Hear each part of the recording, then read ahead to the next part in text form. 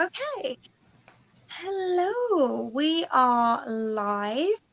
I am using the speakerphone on my phone, so if there's an echo or anything, let me know. Hopefully not. We are on my channel. I am Sophia, as you probably know if you're here already. And I will allow my friends to introduce themselves as well. Hey, I'm Stephanie. My channel is Stephanie's Bookverse, and I read mostly fantasy, but I throw other stuff in there too. Sometimes sci-fi, sometimes thrillers. So, yeah. Hello, I'm Joanna. I also read mainly fantasy, but I am now trying sci-fi and discovering that I'm liking it. So Angela, I may need your recommendations very soon because it is, I'm reading Dune and I'm really liking it. So I've read Hyperion, also really love that one. So yeah, that is me. Well, the thing with Dune, though, is Dune's basically a fantasy masquerading as a sci-fi, but that's fair. Maybe it's a good way to ease you in. Well, because it like literally has so many tropes that we take for granted in fantasy. Like as you're reading it, it's like, oh, that's the character from A Song of Ice and Fire. That's like every like Gary Stu I've ever met. Like, you know, it's just like, I don't know. I was really surprised when I read Dune because it read kind of modern. And I was like, I wasn't expecting that from 1965. But yeah, I had a friend messaging me, she was scared to read it because of the language. And then I was like, no, it reads very modern. It's totally fine. Well, I'm Angela. I read a lot of speculative fiction in general. Probably, like, if I were to figure out my percentages, it's probably like 2 parts fantasy, 1 part sci-fi, and then there's a bunch of other things going on. Mainly because fantasy has all the series, and I'm always trying to finish the series. So that's what happens to me. That's true. Yeah. Oh, yeah, Angela's in the comments, not me, Angela, is right that Becky Chambers is a pretty, like, good place to start. I'm assuming you're someone who's okay with a lack of plot. Like, I don't know. I feel like plot-driven readers might struggle with that. Yeah, I agree. I read that one last month on Sophia's recommendation, and I agree. There's basically no plot, but I love it. So. I mean, it's kind of like watching like Star Trek episodes, which like, again, sometimes each episode has a plot, but it's like very episodic for the first book in that series. Yeah, that's what I found as well, was that it was super, super episodic because it's just like the characters have one thing to deal with and they deal with it, and then they've got another thing to deal with and they deal with it, and so on and so forth throughout the whole book. It's much more character driven, but that really works for me personally. And if you're a character driven reader, then I think that they're pretty good and they're quite soft on the sci-fi stuff. So yeah, definitely a win. Plus, I think they're YA. They're not in the US. Yeah, I think they're adult. I mean, I don't know what I've only read the first novel, but I don't think it was meant for US young adult audiences. So I don't know. I can't keep those things straight in my head. It's too confusing. Yeah. I know they switch a lot between countries, whether books are YA or adult, and I don't really understand why. Like, the worst is seeing the poppy war in YA. I'm like, how is this YA, guys? No. I saw that here. I think it was just misshelved rather than having actually been categorized as YA, but I saw it and I was like, that needs to not be here. And I think it also depends on which publishers pick it up across countries, because like I know for a fact Skyward, Starsight, Cytonic, that's done under Brandon Sanderson's young adult publishing branch. Yes. And he intentionally wrote it with that in mind. But I know in the UK it's not published under young adult, presumably because whatever publisher picked it up probably doesn't publish young adult that often or something. You're right. So yeah, no, it's definitely young adult. Oh yeah, I mean, I've read his blogs. He straight up was like, I wanted to write this young adult series, and this is my young adult publishing branch. Like, yeah. Oh yeah, I want to read that in November. I'm interested in it because I have liked their. I read to the other novella by Chambers, To Be Taught If Fortunate. Is that something like that? Yeah. Yeah. And I liked that one. I think she works better for me with shorter stuff because my one complaint for A Long Way to a Small Angry Planet is that it is a long way. Like it's a little long for like. Well, it's like 400 plus pages, almost 500. And I'm like, if this was like 350 pages, I'd be great. So. Yeah, I get that. Yeah. Oh yeah, I see Sarah J. Maas in the YA section. I'm like, have you read that book? Like my niece, we were going book shopping and she's 12, almost 13, and she's getting into the young adult now. And so when I went down there to visit her, and she picks up Sarah J. Maas. She's like, what about this one? I'm like, Nope. I mean, Yeah, the luckily- first Throne of Glass, maybe. But Like, we're gonna wait a few years for that one, honey. It's like the first A Court of Thorns and Roses book and the first 3 Throne of Glass books, and then everything else is a little, maybe you should be 16 or older, sort of I YA. feel like even the first A Court of Thorns and Roses, like once you get into that part under the mountain, it gets a Mhm. little bit like It's just not, it's still a little more fade to black, but yeah, it's not Yeah. as bad, though. it's more like the like not chapter 54. this end of YA versus the like transition from middle grade to YA. I was like, how about we start with like Shadow and Bone? You know? That's a good one. Yeah. Luckily, my bookstore does shelve her appropriately now, so that's nice. It really I should. think it depends though, because I was definitely reading stuff way more graphic than Akatar when I was like a young Well, teenager. I think that's totally Yeah. fine. I think it's just a matter of like, because I mean, I was reading adult fantasy when I was like 14 and stuff. Like, I think it's Yeah. more like when you know you're getting into it. Like, if you like, I know Yeah. plenty of my friends who read like romance or erotica as kids, but like they purposefully went to that part of the store.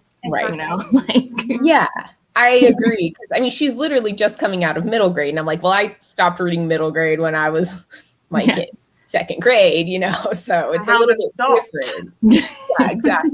Oh, I mean, like you still read it, but you know what I mean, where it's like that was your section. Yeah. Yeah. You're gonna come and see us, Shinji. Are we gonna talk about what we're reading? Oh, yeah. Yes. Sophia, what? Julia. Oh, hi, Oh, cute. you're reading a little kitten. Oh. Yeah, so you're not reading at all. You're cuddling. That's what's happening. Mhm. Perfect. Don't let me stop you. Carry on. What are you reading, Angela? Well, this morning I just finished Illusionary by Zoraida Cordova, which, speaking of young adults that I love, this is like the only YA fantasy I've given 5 stars in like years, unless we count Akamath, but we just were talking about how that might not be young adult. That's the second to Incendiary, right? Yeah, I like Incendiary was like 4 stars for me, but this one, like, it was everything I was hoping it would be. Awesome. Based on- It was just one of those things where like, yes. And also note, it's not that long. So it was like, I read it in like 2 days. Nice. Fantastic. But right now I'm reading a sci-fi called First Light, which I have an arc of, which I don't really know what it's about, but it has really cool stuff. So yeah. I'm only 10% of the way in, so I have no clue what's really happening. There seem to be 3 point of views, and I like all of them. So That's good. yeah. Ooh, one last stop. I've noticed a ton of people are reading that right now. Are you liking it? Is it worth the hype? Because I feel like this book is like hyped up so much. I'm like, is it worth it?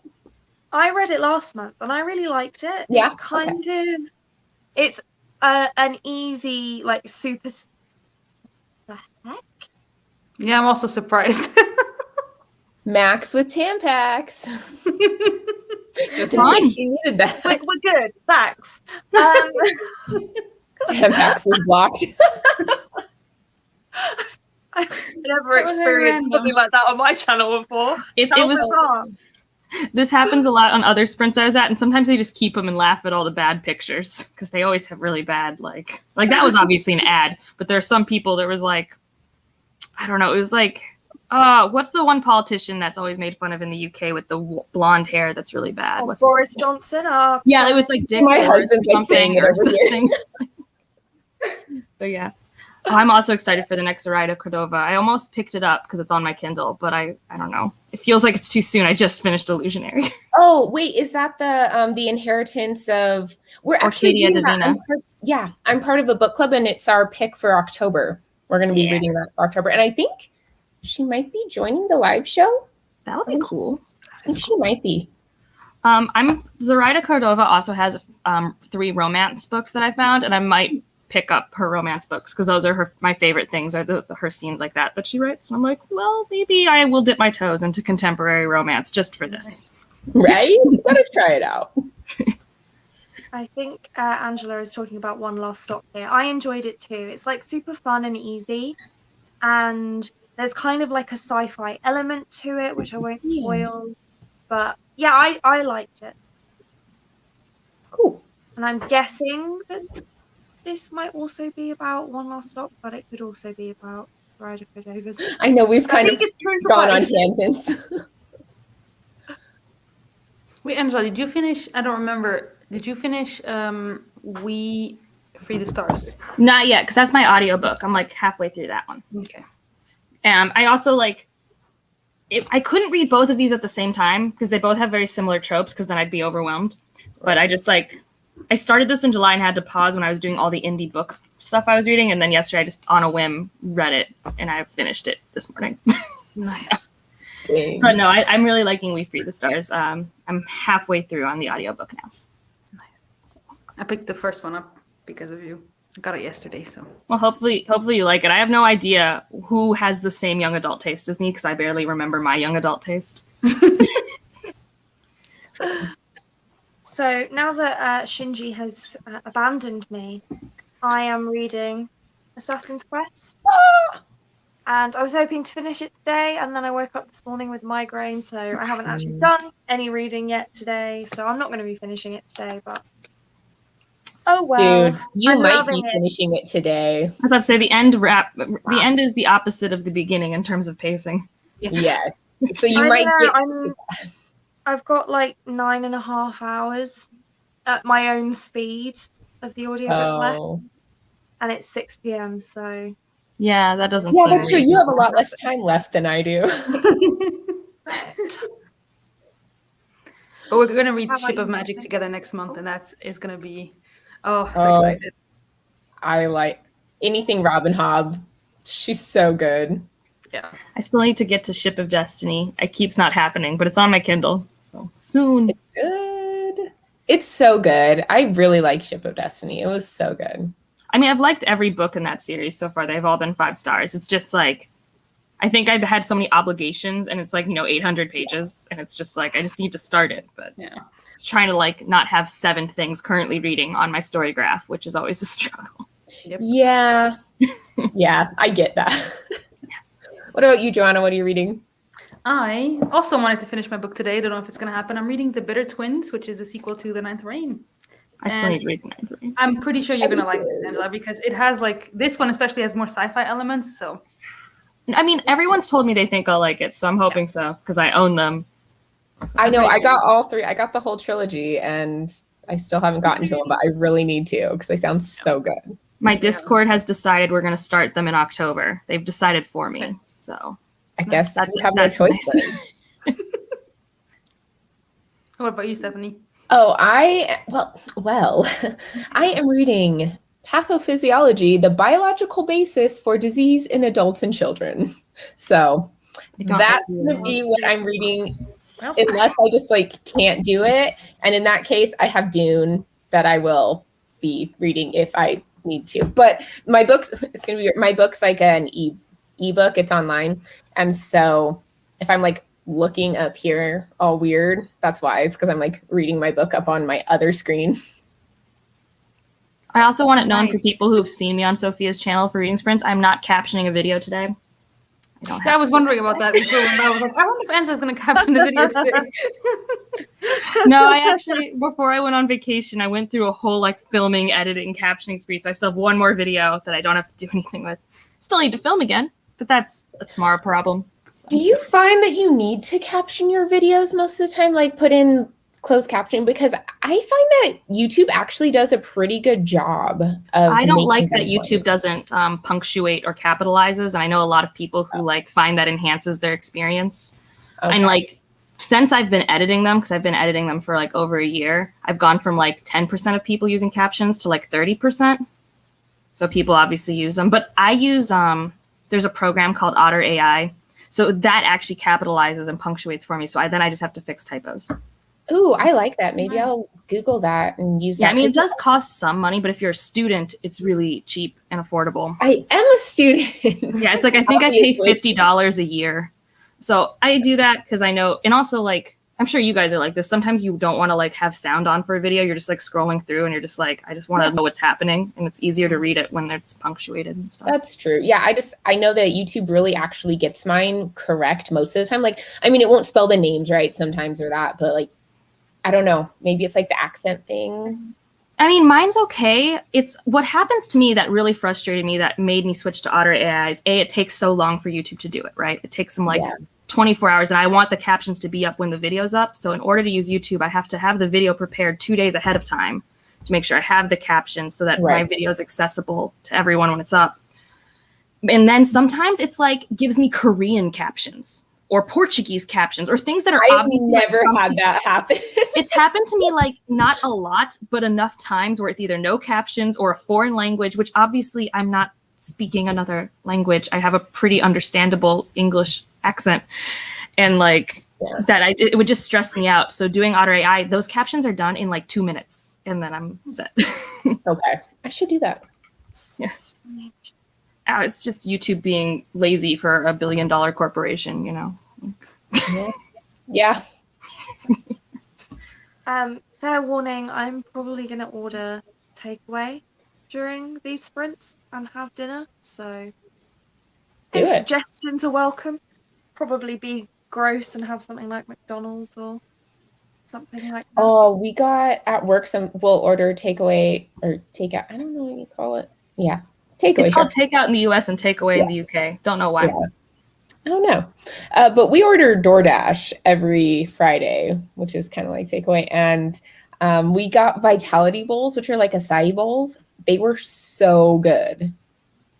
That So sounds too healthy.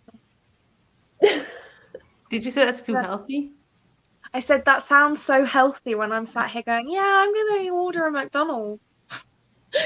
it's actually delicious is why I chose it.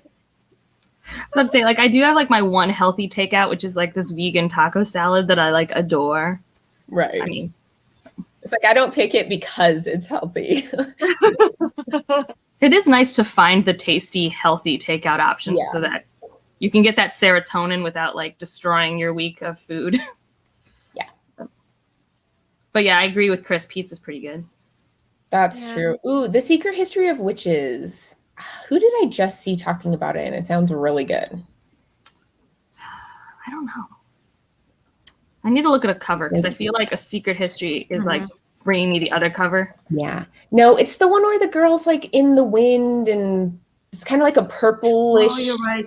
Oh, yeah. Wasn't Jessie from the Bookish Mom had it on Instagram? Yes. I don't know if Yes, that's who it was. And then she took off the cover, and I think it's super beautiful underneath. Yeah. And I think also, I mean, in terms of big Instagram, I think Peru's Project hauled it recently too. Yeah, I did. I think. It's been a minute. Yes, speaking of Jessie, and I will post a separate video about this properly on my channel, I owe an apology to Jessie, Stephanie, and Joanna for being just ridiculously badly organised and not having properly communicated to Stephanie and Joanna that Jessie was also hosting. I'm so sorry. It's not your fault, it's my fault. I feel awful. I'm so sorry. Well, Jessie knows about it, she's fine with it. But yeah, I will post a proper video explaining the situation. But while we're here, I thought I would mention it and apologise to the two of you who are here, Stephanie and Joanna, and also to Jessie, who currently is out on a boat with her family, so she can't join us for these sprints at the moment. That sounds fun. You guys get me instead. Ooh, I like it. I don't think I've ever been in a live show with you before, Angela, so this is fun. No, I think I've definitely been at some of the sprints in the comments that you've been in. Yeah. Nah, I just like showing up for these sprints. And today is like I'm not where Hurricane Henry is, but I'm close enough that it's just like a rainy day, which is like perfect reading vibes. So that is nice. Vibes. Well, and like because we didn't know where the hurricane would land, I was actually good and like grocery shopped yesterday, so I like got a lot of adulting minus my laundry done today. Which, if my timer goes off in 3 minutes because we haven't sprinted yet, that's why. Well, I was about to say, should we do our first sprint? Yeah, let's do it. How long do you ladies want to go for? Do you want to go to the hour? Yeah, it's fine. That works for me. Cool. Okie dokie. Let me set it up. Oh no. No. Sprint totally. This is much more difficult on my phone. I'm actually impressed you're running it from your phone. I'm pretty sure StreamYard doesn't like that. They always say don't do it. It's not the best, but I'm using an Android, so it's probably slightly easier than if I were trying to use an iPhone or something. But yeah, that seems to have worked. Enjoy!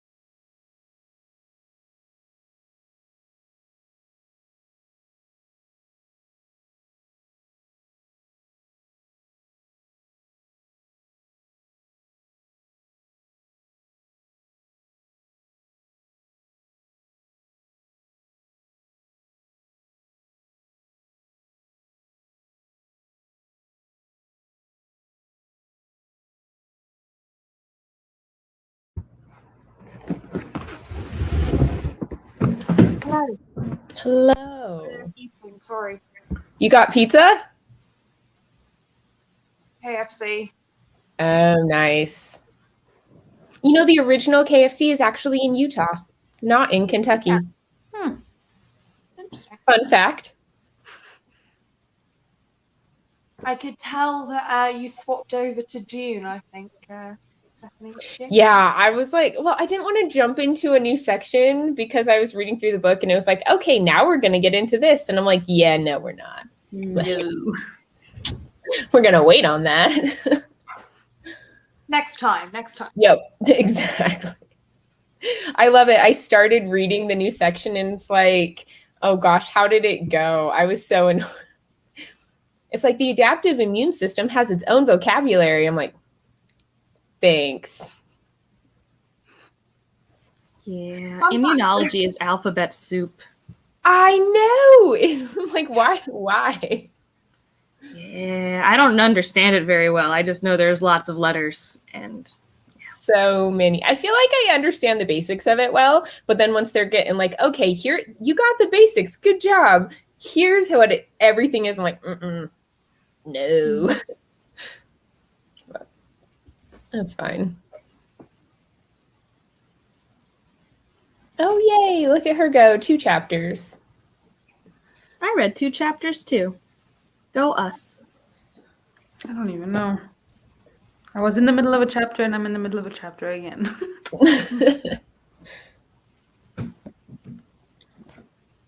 Yeah, I'm not sure either because I ordered food and then I read and then the food arrived and then I fed my cats and then I read. So I think I read about the chapter, but Also, Robin Hop chapters are long, right? Or am I misremembering that? Yeah, they are. Her books are so good. I know. Yet you haven't read Ship of Magic yet. I know. I don't know what is wrong with me. I always want to, and then I'm like, but it's as what you were saying earlier. You know, it's such a big book. I'm like, but still, I know I'm gonna love it. It doesn't read like a chore, which is why I just need to start Ship of Destiny. I just know it's going to take me at least a week. You know. Yeah. yeah.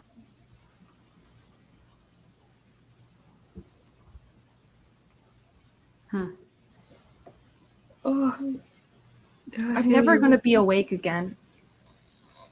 I just want to nap always. I know. You have those naps, and then you wake up and you're like, "What year is it? Who am I? Am I a human? Like, did I dream my whole existence?"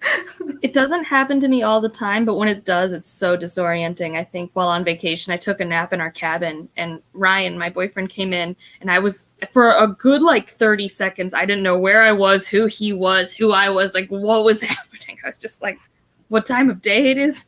He was concerned for me. Yeah, it sounds like a good nap. It was one of those naps where it's like I read a chapter of a book and it's like, I'll just sleep for 20 minutes, 2 hours later. You know. Yeah. Yes. I was once taking a nap. This was early on in mine and Lee's relationship, but he thought it would be funny to poke my nose while I was napping. So I woke up with his finger here.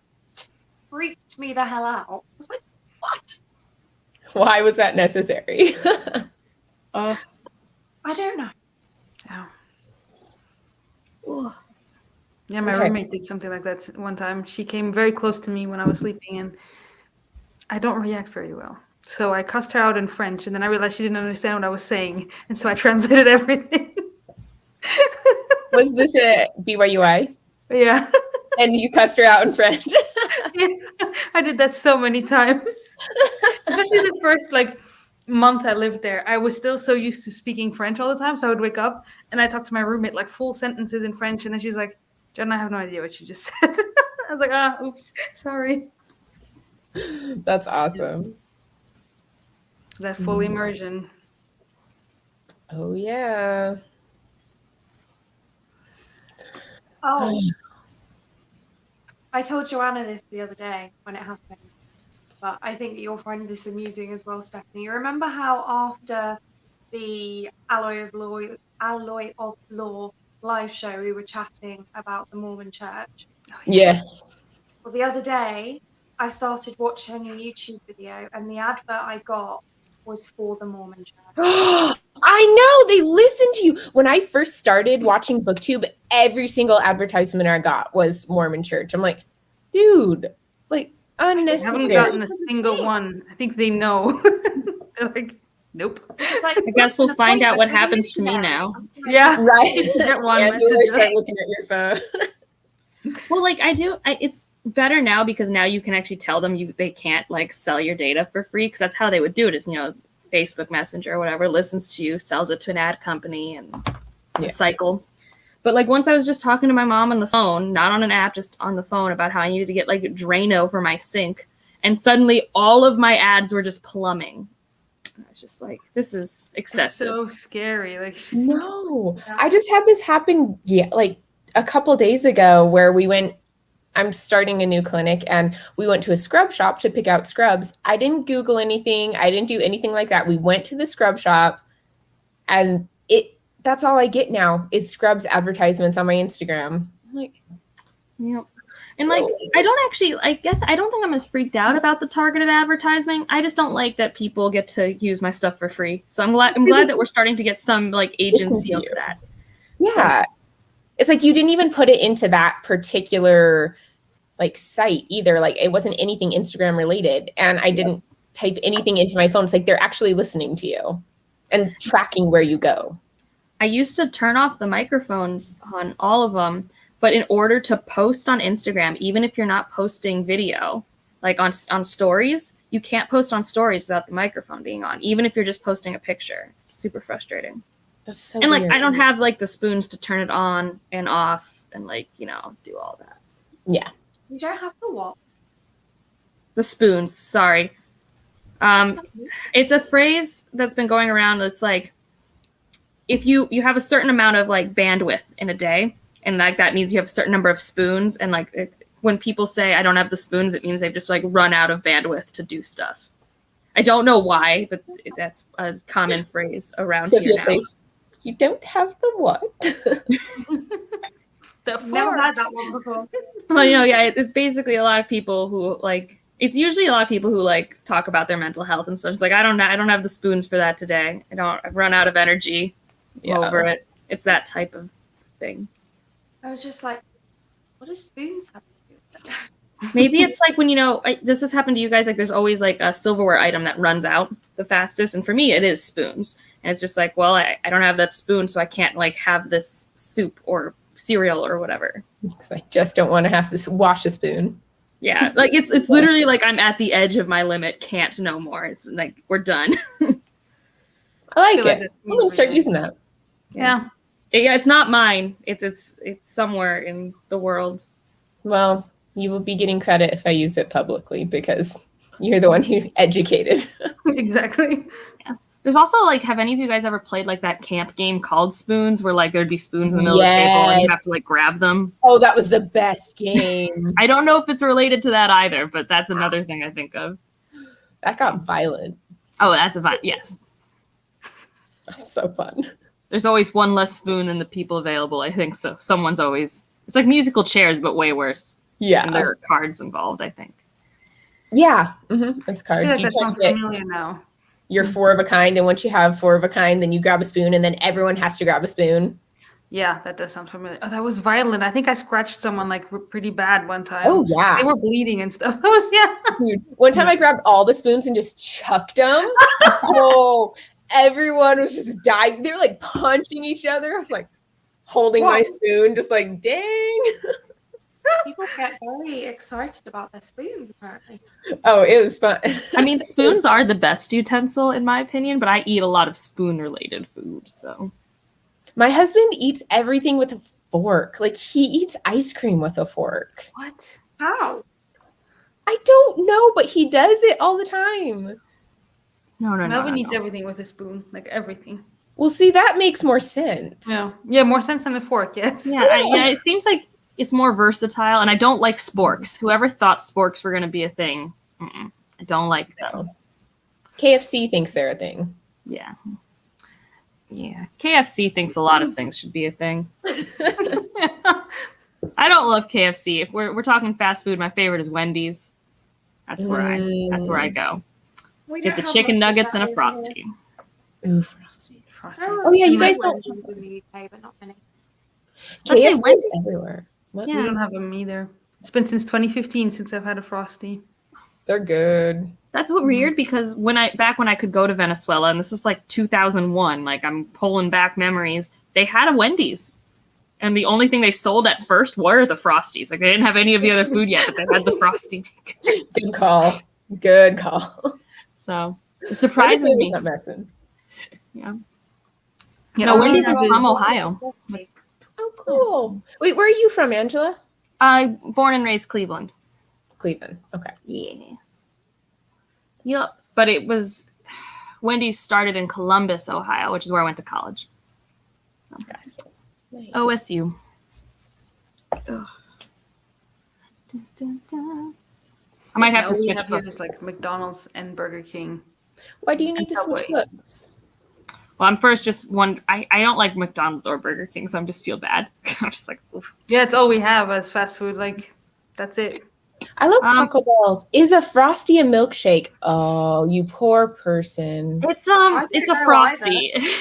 It's a Frosty's a Frosty. It's like a very, very thick milkshake to the point that it's almost You cannot use a soft serve. straw. You No, cannot. yeah, it's like it's pretty much soft serve, but it's like a little bit softer than that, you know? Oh, it's so It has good. like a granularity to it. I don't think it's Yeah. made with real ice cream. I don't want to think about what's in it. Like, It's so good though. Do you remember when they started coming out with vanilla Frosties too? oh yeah, I mean, so like back in the day, you could only get one Frosty. It was the chocolate Frosty. And I don't mind that they came up with other flavors and concoctions, like whatever. But I dislike that when I order a Frosty, I now have to specify that I'm ordering a chocolate Frosty. It's like, unless I say vanilla, it's a chocolate Frosty. Like, Well, just give me yeah. one Frosty. I would think so. Yeah. Yes, Taco Bell. Thank you, Chris. That's Yeah, so Taco good. Bell's- Taco Bell. I just Cute. don't like their like fake cheese, whatever fake cheese they use on things. It bothers me a little. Their nacho cheese or They're something. nacho cheese. Yeah. Some things use the nacho cheese and some use the regular cheese. So. Yeah, I like it when they're like the basic taco with like the cheddar-ish cheese. Yeah. I like that. I like the Doritos Locos Taco Supreme. But I'm liking my book, but I'm tired and the book's not keeping me awake. So that's why I might have to switch to something that'll keep me awake. I gotcha. Do you know what Well- you want to switch to? No. I could start Ship of Destiny. I could listen and read along with We Free the Stars because that means I don't have to put in as much work because I I would have go the that route. audiobook pushing me through. Yes. So there's that. That's what I'm Did doing. any of you try the audiobook for Dune? I hear it has No. sound effects. I do not like it. It does have sound effects. And it switches, like when people talk, it switches narrators just for their speaking points. That's weird. And it doesn't say like she said or like whoever said. It's like you have to know the voices when they're talking. And they're weird voices. Like the ladies that they got, I swear they got these ancient old crone ladies to do it. And I'm like, are everyone here like these crazy witches from the swamp? Like, what are you doing? How far are you So- into it? I'm very much at the beginning still. Oh, I'm very much at the beginning too. I'm in like first chapter still. Okay, so I'm a bit ahead of you. I read Yeah. like 60 pages. But wait, 1 second. I'm going to get my book to show you. Yeah. No, I had to stop the audiobook and I feel like that really set me back reading it because I was expecting to kind of do it both, do like some reading, some audio, and I don't think I can do that. Yeah, I was going to, when I was rereading We Hunt the Flame, I was going to immersion audio and Yeah. physically read it. But I could tell when I was immersion reading that obviously the first time the female narrator read it, they didn't actually have the main character's name, like because it would be a slight edit in like a different volume every time she said the main character's name. And I could notice that while I was reading it. And I was like, oh, no. I cannot Don't do keep that. doing this. So I No. completely, and that's not an issue with We Free the Stars because obviously by the time she was narrating it. But I wonder what Sophia's name used to be because it was so obvious that it was like the first time she recorded it, there was a placeholder or something there. And it's like even in the middle of sentences. That's weird. Have any of you read Crown of Feathers? I'm gonna start it tomorrow. Well, let me know if you get these really strong Aragon vibes from I the didn't read beginning part. Aragon or watch the movie, so I couldn't. Why you answer. do this to me, Joanna? Sorry. It's okay. You're fine. You don't need Aragon. It's good. I just Abby need has to know been if anyone raving else about it. feels this way about it, because It was. I mean, is it like writer person relationship? Because I mean that is Aragon. yes, Yeah, and like literally, though. hatching the egg, bonding, and then like I don't think this is a spoiler because it's the first chapter, but like she names it Zephyra, and I'm like, Okay, that is the name of the dragon from Aragon. It Yeah. was like such strong vibes. Like this is crazy. In this author's defense, though, Aragon is just like a cookie cutter of every dragon rider relationship ever Well, written. I don't mind that it was the same, but I was just like, whoa, even the name is gonna match. That's kind of crazy. Like she spelled it different, but Fair. Yeah. Yeah. no, I like them. writer relationships. That's why I wanted to like Temeraire way more than I did. Oh, you read it? I've read the first 3. In theory, Goodreads has told me I've read the 3rd book. I don't remember it. That's how captivating it was. Clearly. I don't know. I want to try it out. I hear I love the that first Elle likes them, so She hasn't read as far as I have in it. No. She's only read the first one. Yeah. I think. I could be wrong, but I'm pretty sure that's one where she's read like the first one and liked it. Because the first one is good because it's the Dragon Rider, 4-minute bond. It's awesome. And then it gets weird and political in boring ways, in my opinion. Well, maybe just the first one. I don't know. Yeah, I don't know. I mean, it's one that I wanted to like because I like a lot of other Naomi Novik's books, but I think she's hit or miss for me. I think I like her retelling vibes more. Yeah. I really liked Uprooted. Thought it was good. Oh, I hated that book. It's a book that I didn't realize there was such visceral hatred for until I joined BookTube. I was like, I guess, okay. I know. Give it 1 star. I haven't read Uprooted. I've read Singing Silver. I really liked that. I read still haven't Uprooted in like finished 2 days. I was obsessed with Uprooted. Me too. I read it on an airplane, I remember, and I was like, oh. I mean, I do think it comes down to, do you care about like the romance? And I can see all the complaints about the romance, but like in terms of like what I like in tropey romances that aren't what I want in life, but I like the pining and the angst, I was like, A+, like this is great. Was he a good person? No. But Do we care? No. no, that's usually where I'm at. Like, but yeah. I also thought the forest was really cool. I loved the That forest. was cool. That was the best part of it. That was the best part of it. That's why I got 1 star and not a DNF. Oh. So you didn't like Aragon, Angela? No, I think, so I read Aragon back when it came out when I was like 14, I think. Yeah, I read it as it So came out. I read it. Yeah. So I read them in middle school and high school. I read the first 3 and I liked Aragon. I didn't love it because and I didn't know this at the time. I didn't have the language for it, but like there's a lot of like classic fantasy tropes that have just never worked for me. Not because they're overdone. It's just they're not my favorite things. Right. And so it has a lot of those. And it kept I kept making me interested, but not answering my questions. Very A Song of Ice and Fire of it, to just be like, look at this intriguing thing that we're not going to answer the question for.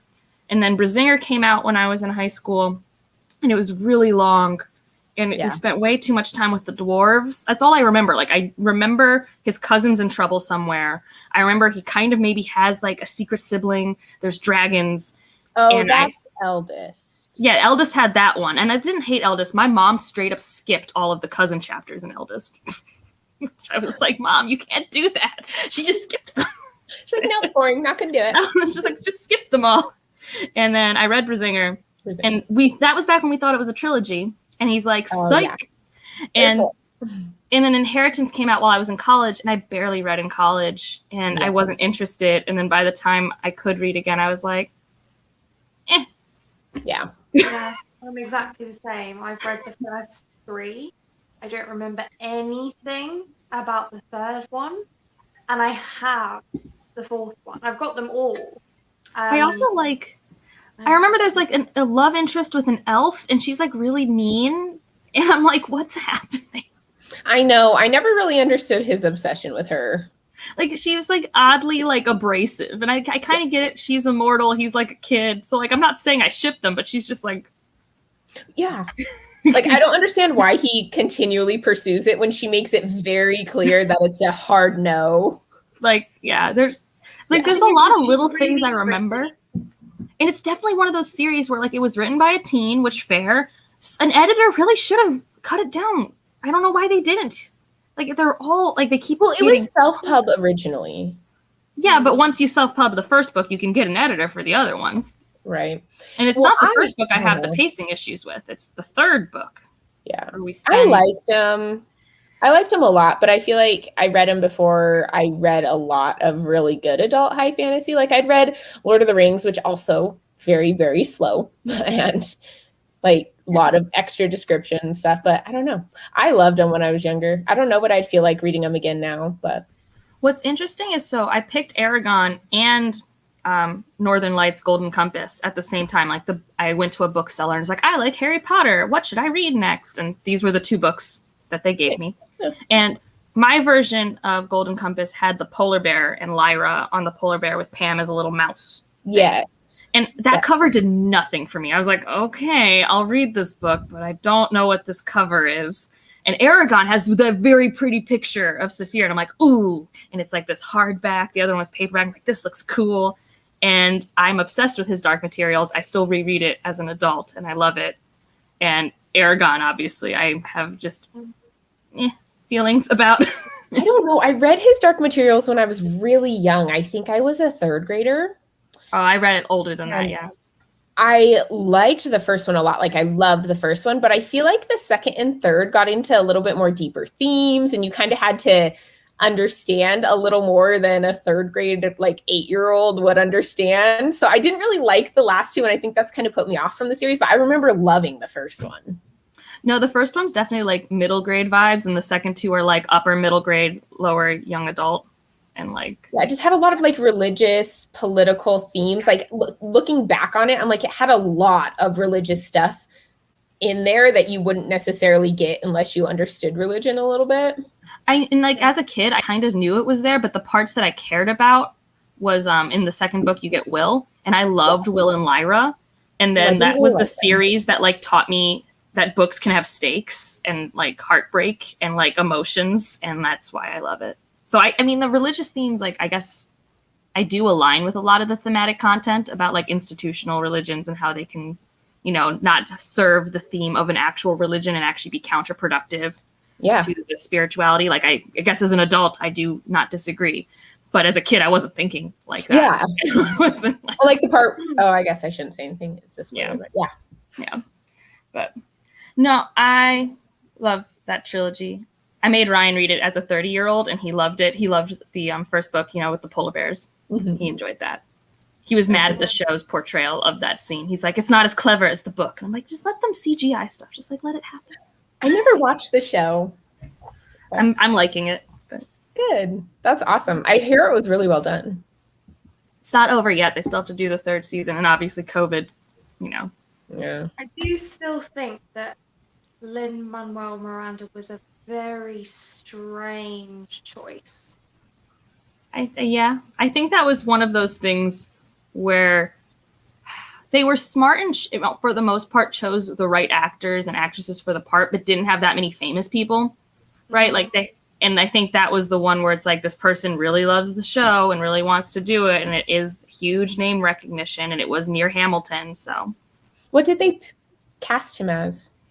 The person with the air balloon. Oh, okay. Yeah. Yeah. Yeah. I can't remember his name now. Yeah. It's not my favorite casting choice, but I also didn't love that character as much as other people. So. Me neither. Yeah. I read them all for the first time when I was 10, I think. And I'm pretty sure they were the first books to ever make me cry. It hurt me. In a good way, but it hurt me. My mom won't reread them because she hates how it hurt. And I'm like, but it's good. It's good to teach pain. That's sweet. Yeah. Well, that's why when I read books, if it's sad, I have to tell her exactly what'll happen, so she's like emotionally prepared. Oh. Like she's someone I have to give like character death spoilers to and stuff like that. And then she will read the book, but if I don't tell her, she'll like throw the book and get mad at me. Hope she doesn't throw the book at you.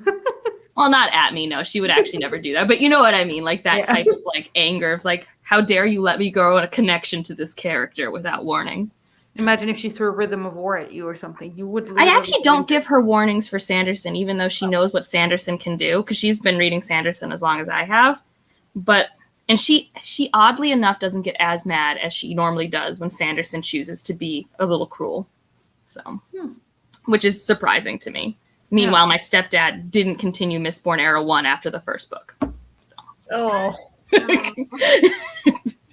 No matter how many times I've tried to get him to do it, he just won't. That's sad. That is very sad. The next two books are just so good. I know. My mom and I are like, but they're so good. You need to read them. And he's like, no.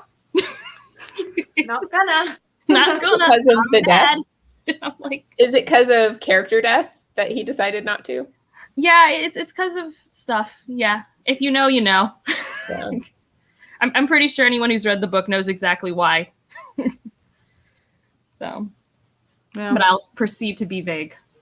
I did not continue on for a long time after I read Final Empire. I had to read it 3 times before I continued on. Wow. Wow. I literally started the next one right after I finished the first one. I did it for the whole trilogy. No, I was like, nope, can't do this. Yeah. What's really weird is this reread. I have landed on Hero of Ages as my least favorite, which is very surprising to me. I mean, they're all 5 stars, but like if I had to like pick my favorite, it's not that one. It's very weird. Is it Well of Ascension? Yeah, Will of Ascension's been my favorite forever. I really like that one. I think I liked Final Empire way more this time around, though. I love the Final Empire. But I think Well of Ascension would be my favorite if I didn't have all that emotional attachment to Final Empire, because I've read it so many times, and but Well of Ascension is just so good. I do love the ballroom politics in Final Empire. That is kind of my thing. Have you read The Mask of Mirrors yet? I was just gonna say, I started. I'm still 180 pages in. You're in the middle of a lot of books. You're in the middle of too many books. Don't talk to me about it. It's a problem. This is what I'm trying to avoid, Stephanie, by starting too many things. Yes. I'm finally down to like 2 books on my currently reading. That is impressive. Yeah. I just remove them. It doesn't matter, and BookTube makes you think it matters, but I do like to end the month with not too many books so I can start the next month fresh, And it doesn't matter, but like it's gotten in my head. BookTube, I'm telling you. Yeah. Excitement, participating in readathons. There's like so many in September. There's like 5 or something like that. It's insane. Most of them are sci-fi, so there's at least that. Yeah, but wait. I don't know that many. I purposefully am just like, if I don't have the spoons, I don't do it. The spoons. I don't know how we're going to handle the Lost Medal either. I don't really know. Is it the Lost Medal or the Last Medal? I can't remember. Is it for Wax and Wayne 4? Yeah. I don't know if any of you guys know Michael Nip on BookTube, but he is straight up, he is obsessed with Era 2, and he's going to be so angry if certain characters don't make it to the end. He's going to be livid and like burn his books. Like he doesn't care if anyone dies in Stormlight Archive, but if any one of his babies die in Era 2, he's like, he's not going to be a happy person. Someone's going to die. I guarantee he's going to kill someone. No, yeah. I don't know who, but someone is not going to make it. I just love that one of my favorite characters is in Era 2. I'm just glad that Steris is getting more love. I feel like for a long time no one talked about her, and I'm just happy she's getting more love because she's everything. She's cool. I need to read Bands of Morning because I feel like she wasn't that big of a deal in Alloy and Shadows. Oh, yeah, you do need to read Bands of Morning. She is on the cover of Bands of Morning, well, the US edition. I know you guys all have your weird, artsy, minimalistic UK editions that everyone drools over, and I'm like, okay. I don't think the US editions are pretty either. I just don't like any covers for Sanderson books. Yeah. I really like his UK Stormlight. Yeah, I really don't like the Stormlight here. Like these are like my sleeves for 2 of them, and I've lost the first 2.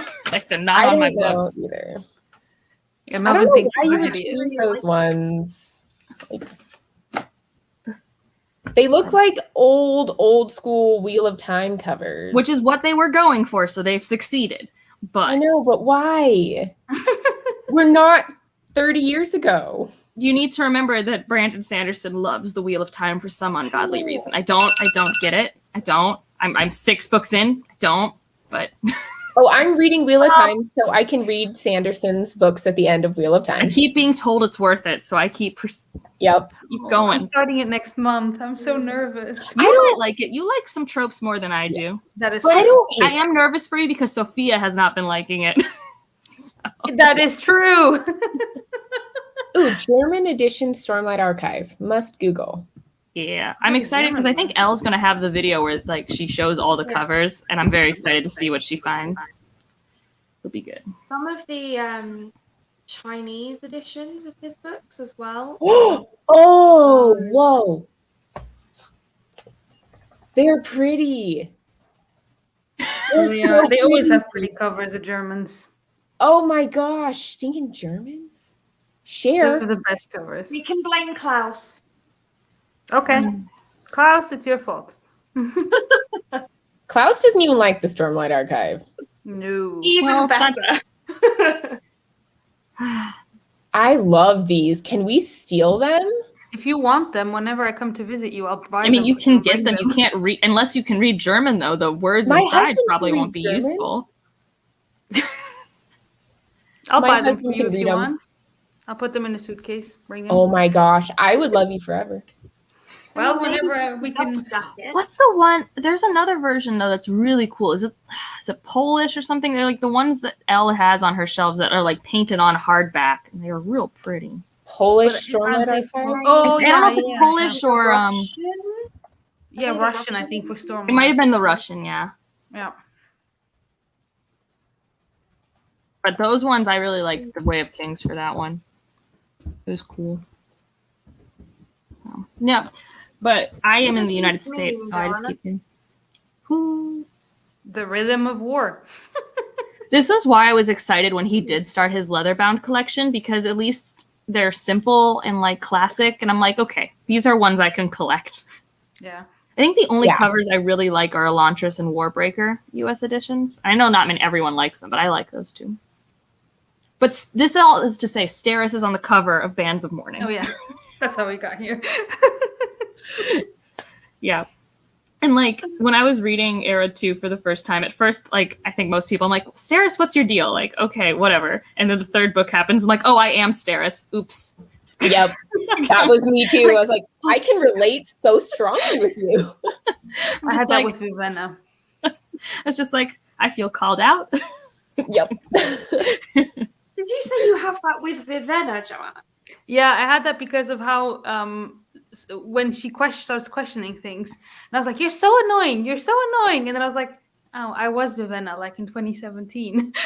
Oh, okay. Because I was like, oh dear, I really did not like Vivenna the first time. No, it was like the whole when you start questioning your belief system, you know, Yeah. like all the stuff she went through there. That's when I was like, "Oh, that was me like 4 years ago." Vivenna has a cool arc. I like Vivenna's arc. Yeah. Yeah. This time on reading Mistborn, Vin and I had some more connections than I anticipated. I was like, ah. Yeah. It's cute. Oh, German edge dancer. Okay. I like That's- how Edge Dancer, and then you make it into a 4-word title. Like that's German for you. Well, that's Germany. Yeah. Yeah. Speaking of Germany, I have to go to the post office and post Klaus's books tomorrow. So I did an unhaul, which is going up tomorrow, and like I'm sending him a bunch of stuff. So Nice. Is this it? Is it the one with like green and I don't know. I wasn't really looking. tangerine? Abgrund? Yes. Is it that orange and yellow? Ah, that city is No, cool. I've got blue light filter on. Hang on. Oh, Yeah, okay. it's green and now it looks blue, but it doesn't look like It's a bit difficult, but yeah. Yeah. It's pretty though. That is pretty. I really do like it.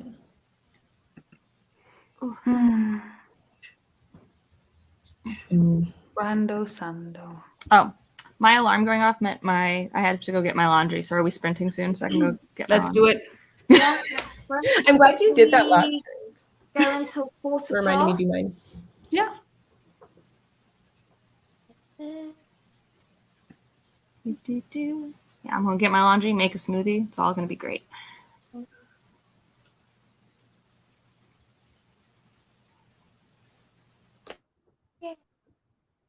Okay, awesome.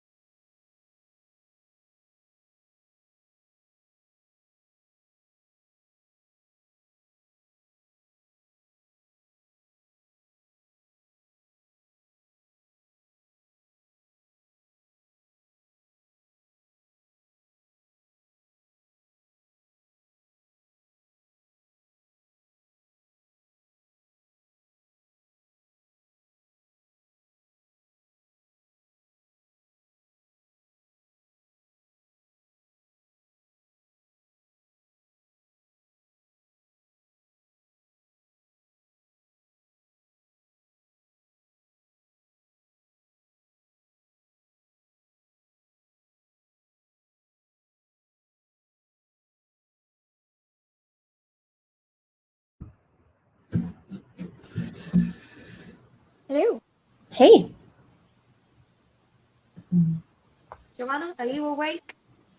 Joanna's at a good part of the book. We will not interrupt her. Yes. I wonder how long it will take her to look up. Oh, did you decide what to read, Angela? I kept reading it because we were changing perspectives, and I do think there's just one character perspective I just don't like as much as the other two, because once I was in the other two characters' perspectives, like, oh, this is very good. So, Yeah, that's fair. yeah. So that's what I read, and I had a smoothie. That's gone now. What kind of smoothie? Yeah, the book is really good. So good. Good. I think it's like the first book was good, but I didn't really know if it was like a 4 or 5, somewhere in between there. This one is so good. Can't wait for book 3. I can't wait, but I'm also scared because of that picture Elle posted after finishing the trilogy of like all the pain. I'm so scared now.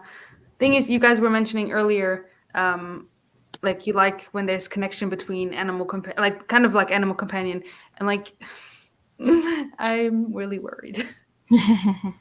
Yeah. But it's very cool. It's so there's like horror and sci-fi and fantasy. It's like such a cool mix of stuff, I'm very pumped. Yeah, it's very cool. Last scene leaving. I don't know any of these. I don't know any of these either. Wow. I have a Marvelous Light on my like anticipated releases list. I didn't even think it was out yet. Let's see. I'm going to just start. Let's see. Last scene leaving. Because now I just want to know the genres of some of these. Let's see. I know. Mystery is Last Scene Leaving. Published in 2016. Yeah, Marvelous Light is supposed to be published on the 2nd of November. Maybe that's just the UK though. Yeah, I don't know. Sometimes stuff does get released in the States earlier. Or maybe they got an arc. No, it says November 2nd for me for A Marvelous Light. Are the arcs available on NetGalley pretty easily? I don't know. Maybe. Oh, though. yeah. They said they read an arc. Nice. Nice. How was Dune? Me? Yeah, how was Dune? Oh, I didn't keep going with Dune. I went back to my Pathophys book. Yay. I know. Fun. It was great fun. I'm reading about it. I'm like, how on earth do we ever fight off an infection? It's like the process is very complex. And I'm like, yeah, it is. Like, there's And like we don't really understand lots of it, or we choose not to explore some parts. Like allergies are basically tiny autoimmune diseases. Like you shouldn't overreact to your surroundings, and we don't fix it. Mainly because I think there's no research in it, because pharmacy companies would rather you just buy like Zyrtec every day for the rest of your life. But yeah, there's no money backing to research it. I think that's a huge problem with a lot of stuff in the medical field is you could do it, but you can't get the money to do the research because no one cares. Like the people who have the money don't care. Yeah. I Yeah. was talking with Melvin about that, how crazy it is that like there's still so like we are so advanced technologically in certain areas, and then in the ones where it would actually matter, that's not where the money goes. Like we were talking about that they can listen to you through your phone. Why didn't we put all that money towards like curing, I don't know, cancer or AIDS or whatever it is, Oh, cancer actually, is really hard though. Cancer's hard, but AIDS, they were looking into the vaccine that they used for COVID is actually one that they were going, like originally the way it was developed is it was looking towards making a vaccine for AIDS. And actually they're coming close to getting one of those ready to push out, which would be awesome. But that's because so much money once COVID hit was pushed into that type of research. And so they could further their research because people actually cared at that point. Yeah. Yeah. No, the problem with cancer specifically is like the issue is that your cell forgets it's unique and it forgets to stop duplicating. but it's still using pathways that are very essential for you to live. Like you can't just like turn off the stop duplicating pathway in a very selective way because also these cells aren't unique. And they're getting better at it with things like vaccines and other stuff, but it's like really hard to be like target only the cancer cells, which is why like chemo is so aggressive and same with radiation and stuff. Because cancer is just cells forgetting their unique properties and overproducing. Oh, scary. Yeah, we're watching Breaking Bad at the moment, and so it's like every time, because I don't know if you guys have seen and or heard about Breaking Bad, but basically the main character has cancer, and it's like, so nerve-wracking when you see, and he has to go through chemo, and you're like, ugh. Yeah. But hey, at least he cooks meth and becomes rich, so. Yeah. That's a lesson. My aunt is a biochemist, and she did leukemia research for years. And she just ended up getting so frustrated because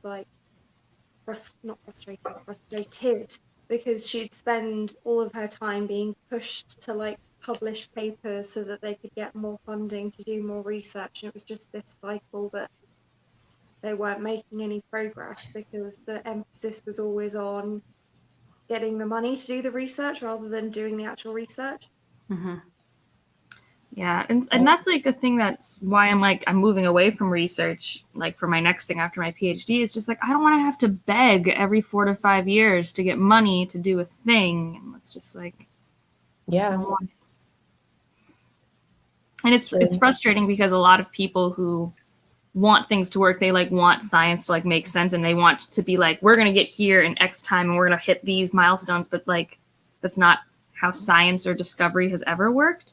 And you can't say that like applied or basic science is better because they both create patents and they both create discoveries. So people hate that it's not like a for sure thing. Yeah.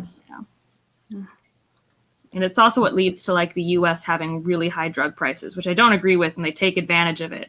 But I do see how like they have to fund the experiments that don't work, because for every time you say, well, it only cost X million to make this drug, there was X billion spent on drugs that didn't work. And like, they are taking advantage of that system, and the government needs to rein that in, but it's part of it. It's annoying. Right. Like that's how it was originally put in place, is like you'll be able to patent it for a certain length of times to pay for all the money that you put into research it. But now they're kind of just using it to make money off it more than to actually like pay for the research that went into making that drug. Yeah. It's gotten bad. Yeah. Well, it's been bad. Yeah.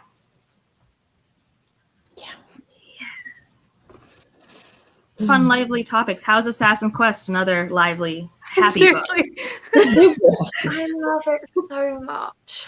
Yeah. So good.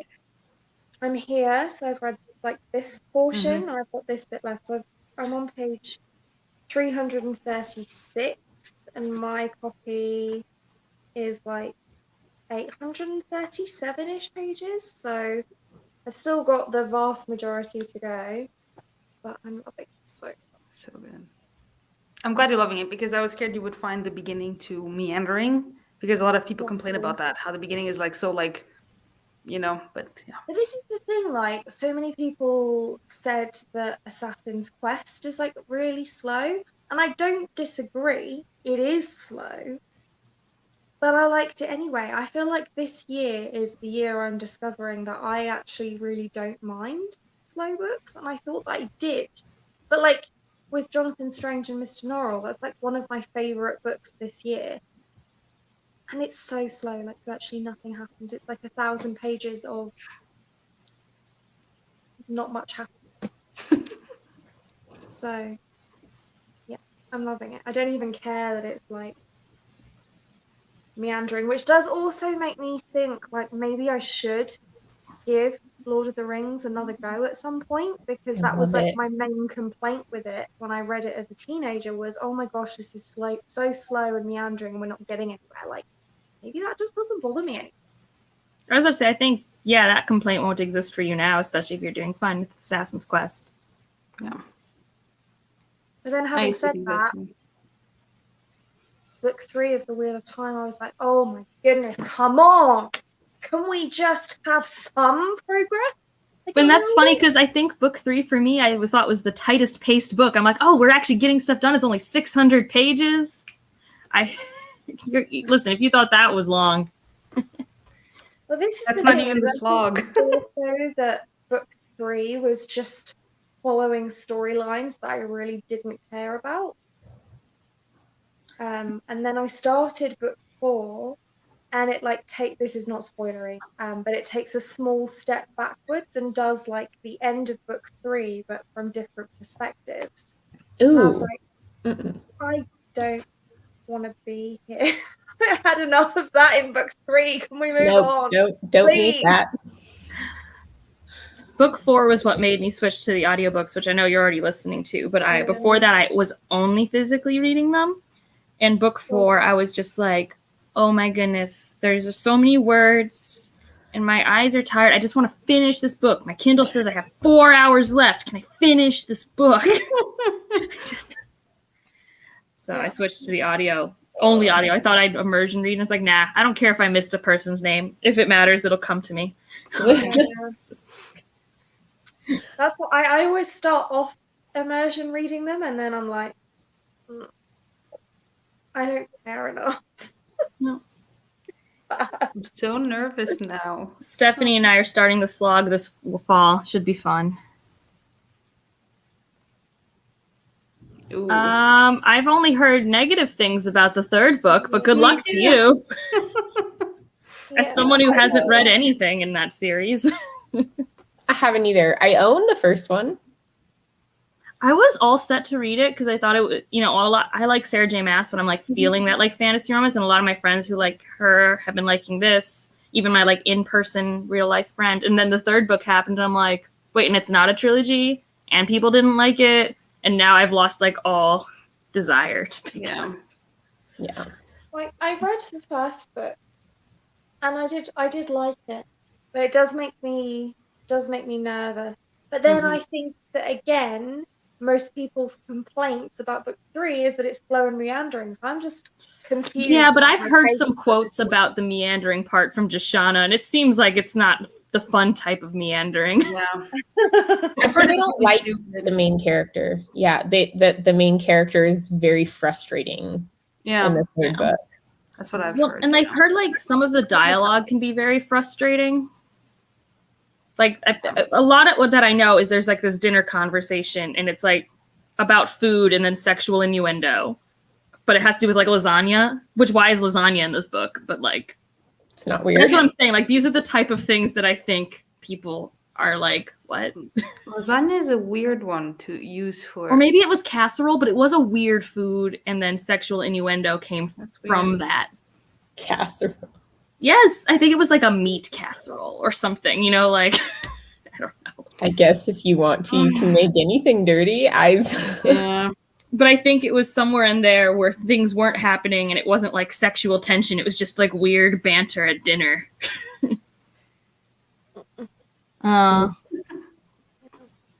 That's sad. I'm sad for you.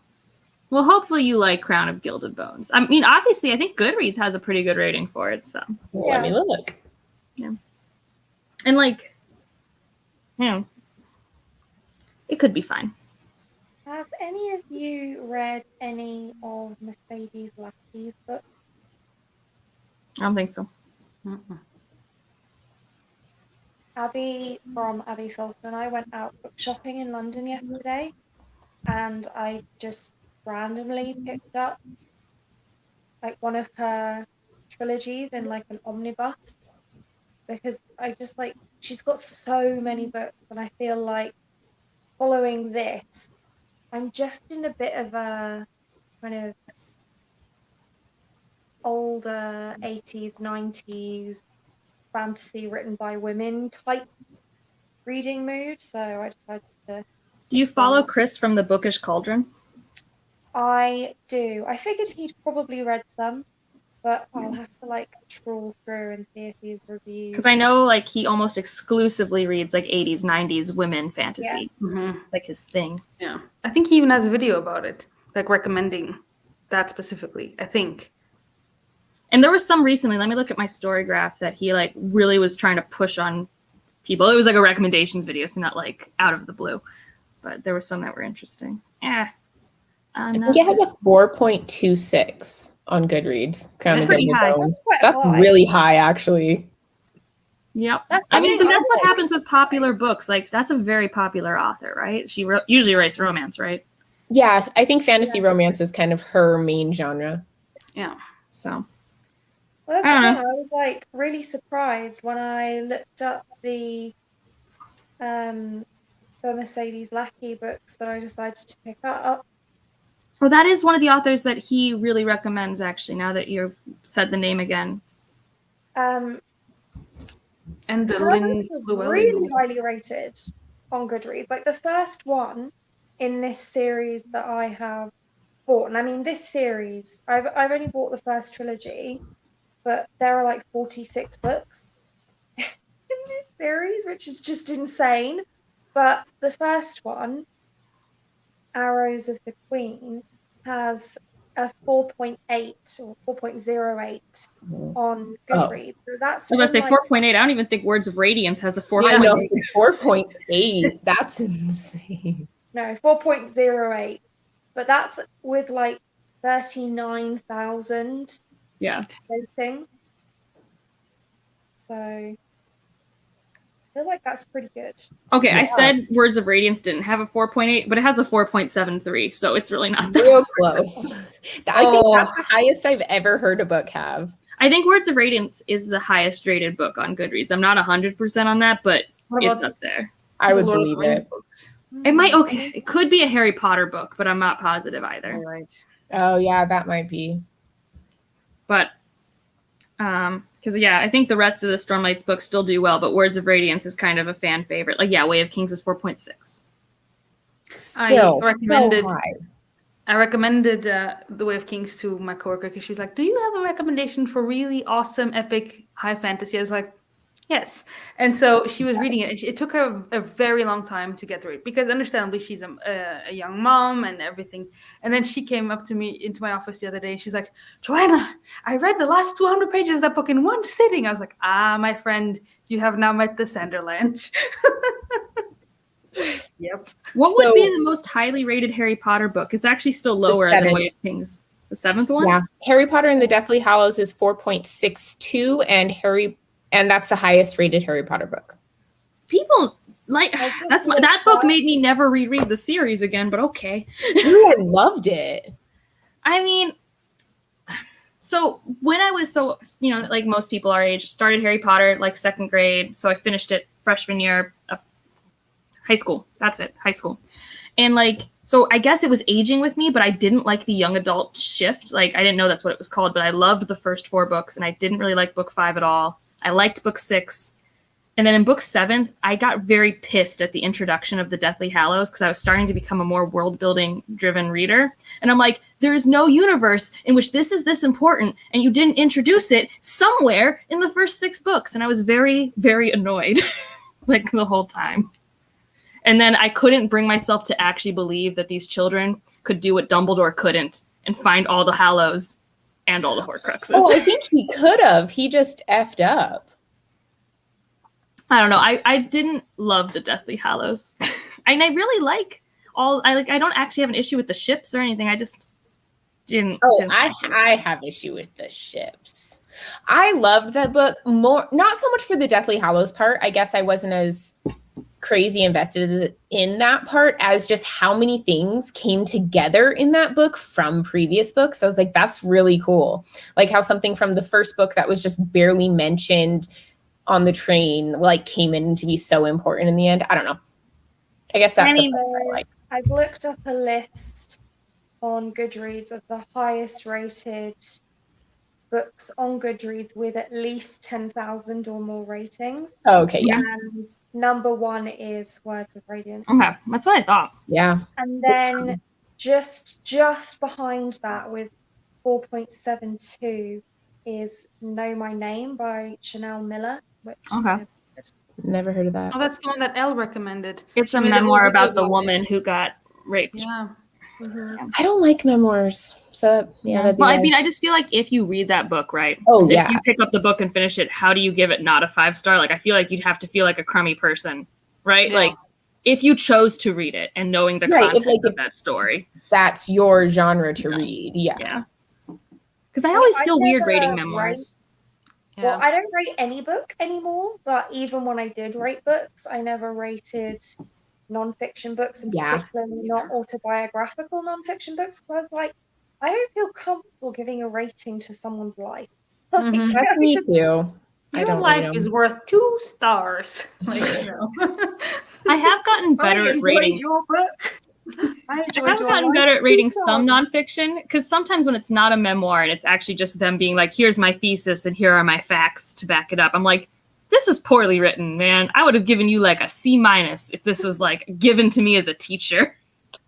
That's like, true. It's like That's different like than an rating on like an enjoyment scale. It's just more like, did you accurately like portray your thought in a way that like I thought made sense? Because this was because Jess Owens had her book club oh yeah. for Conflict is Not Abuse. And I'm like, I guess this book's fine, but I have some issues. But Yeah, I remember that from your weekly wrap-ups. yeah, it was fine. Yeah. Wait, what did you rate? I know you don't rate, but what would you rate the Wheel of Time book so far?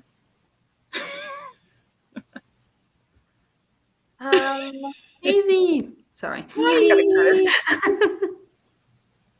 Evie, I wasn't supposed to even be here, so I would have told you, but I didn't know I was here till I was. Sorry.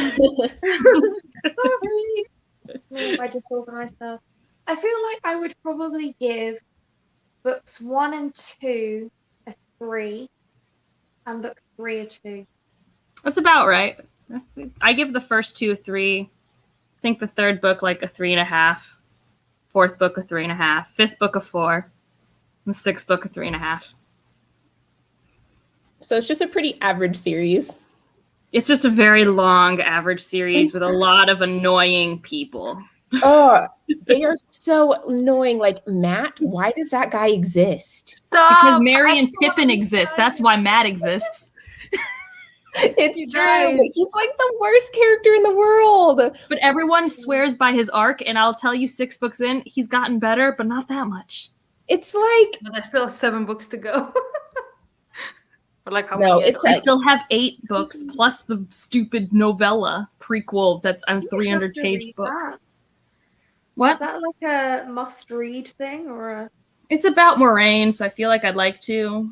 Okay. Right. I do like Maureen. It's about Moraine and Lan, I think. It's like before the series. Oh, okay, that sounds interesting.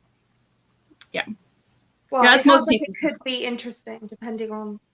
It's at least shorter. Did Sanderson like- write 3 or 4? Huh? 3. 12, 13, 14. Okay.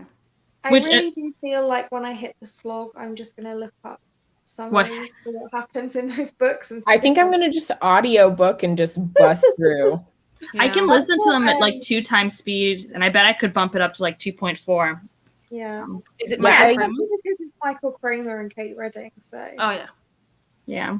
No, Yeah, they're good narrators. They make me hate people a little less. Yeah. Yeah. They do definitely sound younger though, which is interesting. Is there a menorah on your shelf, Stephanie? There is, yes. It came from Jerusalem. Got it in Jerusalem. So yes, there is a menorah up there. Nice. I'm not Jewish though, but it's there. I think we have several religious things up on that shelf. It's your religion shelf. It is. Yeah. Well, it's like I have a board game shelf. Having shelves be thematic is reasonable. Thank you. Oh, Angela, I hope one day I can play a board game with you because no one wants to play board games with me. Here, they're not a thing. People don't like board games. I love board games. Just so I you know, know. Joanna, Andy Smith is always wanting to virtually play board games, so he'll probably be down at almost any point. That would be so Because fun. he doesn't have It's anyone in- near him either. It's an M state. Is it Minnesota or Missouri? Can't remember. But he lives in an M state. So Nice. I love board games. Nice. Cute. I love it. Yep. I don't think anyone's ever noticed that shelf before, and I do a lot of my live shows sitting here. So does it have an Alexa up there too? it does have an Alexa up there. has What's a. that like spiky thing? Oh, we accidentally turned your Alexa on. Did you? Oops. Oh, sweet. I'm At least I surprised saw a mine light. haven't gone off. We're fine. Okay, so spiky thing. There it is. It comes from Thailand. Oh, that's so It's, cool. it's a Buddha, Nice. but it's like has the Payanog behind it, and so this is very in like northern Thailand. This is a very common one to have, and I spend a lot of time up there, so So cool. it's very heavy. That sounds like it. Yeah. Yeah. So, wish up. You look tired, Sophia. Yeah. Oh, Sophia's not reading Wheel of Time, Evie. Sophia's reading Assassin's Quest. We were just talking about Wheel of Time. Yeah. Yeah, no. I tried to read it this month, but I couldn't. She messaged me. She's like, Joanna, I don't want to read it. Don't read it. I told you when you first had these grand plans of one a month, I'm like, more power to you. I do one a season, and that's like... It'll take you forever to finish it that way. Yeah, but I won't hate myself. That is true. Are you going to join me in October, Sophia, for the fourth Yeah, I one? probably will. I think the biggest Okay. problem I had was that I was being dictated when to read the books by when the audiobooks would come in from the library. Yeah. And that just wasn't working for me. So I think I'm just going to suck it up and buy them from Audible. My library is really nice because when it comes in, if I am not ready to read it at that time, I just say deliver later and tell them when to deliver it to me. Yeah, and you Yeah, have I Libby, can Sophia. do You that. can do that. Yeah, I can do that. It's just not very accurate, I've found. Oh, What I mine's do is really I good. change it to just one day later, because if it's a thing where people do lots of holds, sometimes it wouldn't be available. If I do one day, then it's just every 2 weeks I have to update it. So whenever Yeah. I do it, it's just like I know, okay, I'm not ready to read this for 2 weeks. I'll say one day later, and then it'll be on hold for that time. And And the other thing that I Yeah. found that sometimes happens is like if there's just a few people on the hold list, I'll like push it back. I'll say like deliver in a week's time or something. And then like half an hour later it will come back to me because everybody's done the same thing. That's funny. that's funny. You're like, no. Like I said a week. It's been 30 minutes. I've never had that happen, but that's awesome. And then it never happens with books that you do want to have like right away. It's like, man, I really want this to show up like now, but it says 2 weeks. Yo. Yeah. Oh gosh, I was just actually starting to look at my library to see when I should put in my hold for the next book. And the new covers have shown up. Oh, there's new covers? Oh, there's Yeah. like 3 different new covers. One is very environmental outside, one is just the Amazon sticker, and one is the show art. What? Where are these? I now need to Google them. They exist, I swear. I believe you. What's the 7th book called in this gosh darn series? A Crown of Swords. Is that the one book they don't have? I have 3 libraries, though. I'll find it. I quite like that new cover. Yeah, I mean, they're just new. They exist. There it is, Crown of Swords. It's available right now. And guess how many hours this gosh darn book is? How many? 52. No, this one's only 30 because it's a short one. Yeah, it's a short book. I see it's the shortest one. Lord of Chaos is gigantic. Yeah. But I liked Lord of Chaos. I mean, I didn't love it that much, but like, it was long and it kind of just ends. Like, I don't know if I would say it had an ending, but it stopped at some point. Just things stopped happening. All right. Which is why I value the Stormlight Archive, because Stormlight Archives, they're long, and obviously we don't have all the answers, but they end. Like, they end. Yeah. Dang. So, I'm nervous. yeah. Well, you should be. I don't know why you... Wait a couple years. Because right now you probably just want to read it because of the show hype, and you can just watch the show. There's no part of discovering anything in these books that's made the book reading experience fun. It's not like been like, ooh, I didn't see this coming. Yeah. Like, Yeah. I'm gonna try at least the first one next month and then see how I feel. But To be fair, the first one's not so bad. The first one's okay. Very generic, Yeah. but it's fine. The first one just feels like a very basic fantasy book, and so it's easy to read. I feel like it was pretty easy to get into. It didn't feel super slow or anything. It just wasn't anything groundbreaking or crazy good, I thought. Evie, I keep telling you you're not going to like this book. Why must you read it? You're just going to make me sad. But to answer Evie's question, what are we reading? The Bitter Twins by Jen Williams. First Light by Casey Bird. I am reading my pathophysiology book for the most part, but also I'm throwing Dune in there if I just need a break. And Assassin's Quest by Robert. Yeah. And I've Evie, just I checked. also have Dune ready here for you, just because I know how much you love it. I've been messaging Evie about it. Because in the short pages I've read, I don't know if you guys can tell, but I have a lot of tabs. Dune. Does Evie have a booktube channel? She does. yeah. It's called She Was Only Evie. Oh, how on earth did I not know this? I feel like I know. She seems like a Discord, like she's just everywhere on Discord. Well, is so everywhere. Evie started as someone who just commented a lot and did Discord lurk, and then finally someone convinced her to make the channel, and it's a great channel. Highly recommend. It is. Oh, she seems to know everything about all the books. Yeah, we did a Golden Girls tag on her channel. It was very fun. Nice. Okay, she found her. There we go. Her first video though is still the one that like made me die the most. It's like 6 seconds of ranking like I think a Bronte book or something, and she just like put it in S tier or something. It was like a 6-second tier ranking video. There. Oh, I convinced you to make a channel? Oh, okay, good. You're the someone. Me. Oh.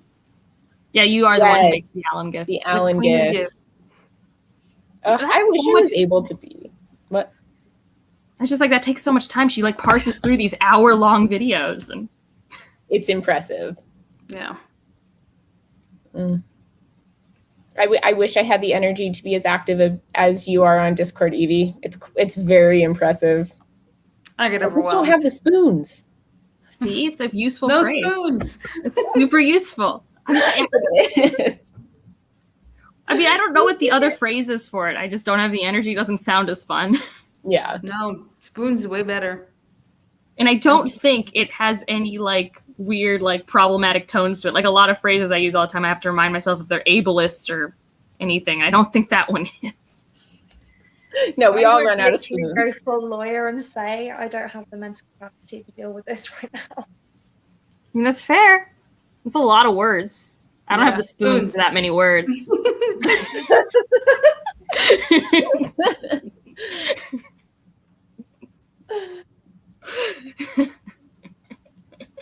Oh. So you just control F to the point where he says something? That's so smart. Ah. That's so smart. But yeah, Discord is something that I think is cool, but it's so overwhelming. Mhm. I only exist like in my own Discord, and I'll pop in if like I see someone like talk. If I happen to be online and someone happens to talk about something I care about, or if they tag me, I'll go to a place and I'll talk. Yeah. Like anytime someone says Elantris, I do show up. Like that happens. I just like I still have to read that one. You do. I don't understand how. I hate the book internet for making people feel like they should wait so long to read Elantris. That's what everyone says. okay. But I wanted to read it earlier, but then we decided to do it in the beginning of next year, I think, for Cosmere Mhm. Unbounded. So I was like, Yeah, might I as well think just it's read it now. January, isn't it? Yeah, I Something think so. like that. Yeah, it's right at Crimes. the beginning of next year. Crimes. You're like, how are you going to read Wheel of Time before you read Elantris? But honestly, what's Literally, worth your that's- time? I think I agree, though. Maybe I'll put Elantris it is on at to least a October. standalone. Yeah, that is also true. That's true. Well, that's mean, and it's good. Yeah, and it's enjoyable, and Serene is infinitely better than every female character in Wheel of Oh Time. my goodness. Oh my goodness. You guys make me so nervous. Seriously. I'm just trying to get you to not do it. I don't know why you want to. Also, I don't understand why Robert Jordan has to make so many of his names so similar. Like, why Right. do you have an 26 letters. Egwene and an Elaine as our main characters? Like, why was that necessary?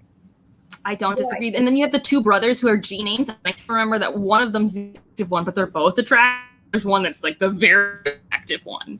I think he's Galad. Oh, And the other one's yeah. Gawain or something.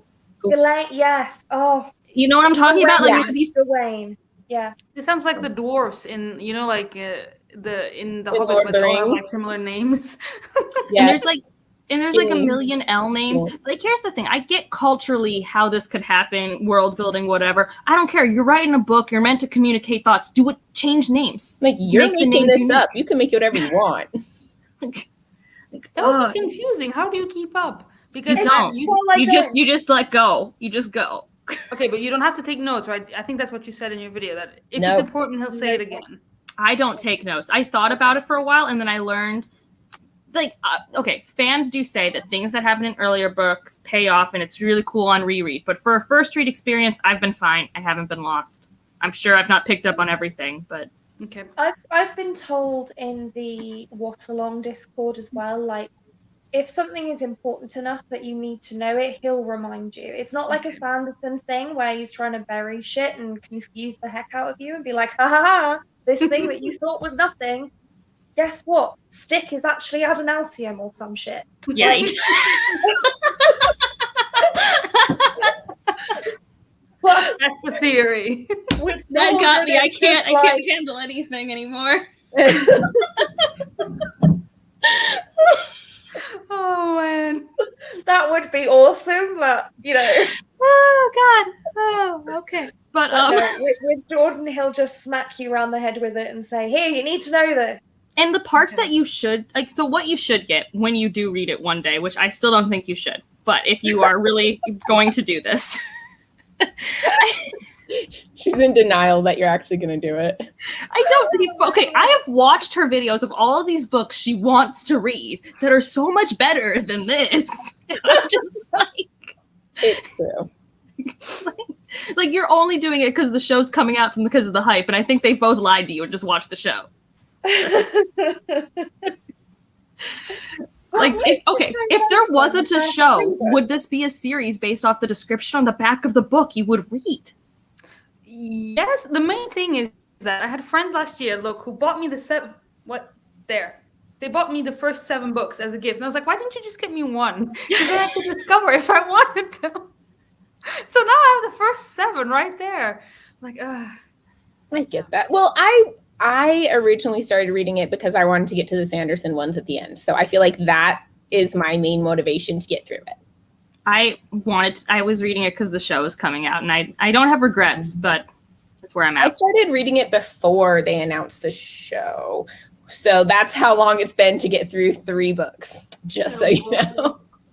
I made a I'm reading it mistake. because it's literally been on all of my TBRs, including my physical TBR, since I was 16 years old, which is like 14 years ago. Yeah. So I was like, do you know what? It's probably about time that I figure out if I actually like this thing. And I've got the first 5. So I'm committed to trying the first 5. If after 5 I'm like, I'm still bored, then that's it. I'm stopping. damn. If I wasn't buddy reading it with my friend, also a Stephanie, different Stephanie, but Good to know.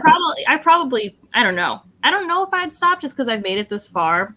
And the audiobooks are fine. Like, I don't value audiobook time as much as my physical reading time. Like, if I was only able to physically read it, it'd be like, no, I have other books for my eyeballs. But my audiobook time isn't as, like, treasured to me.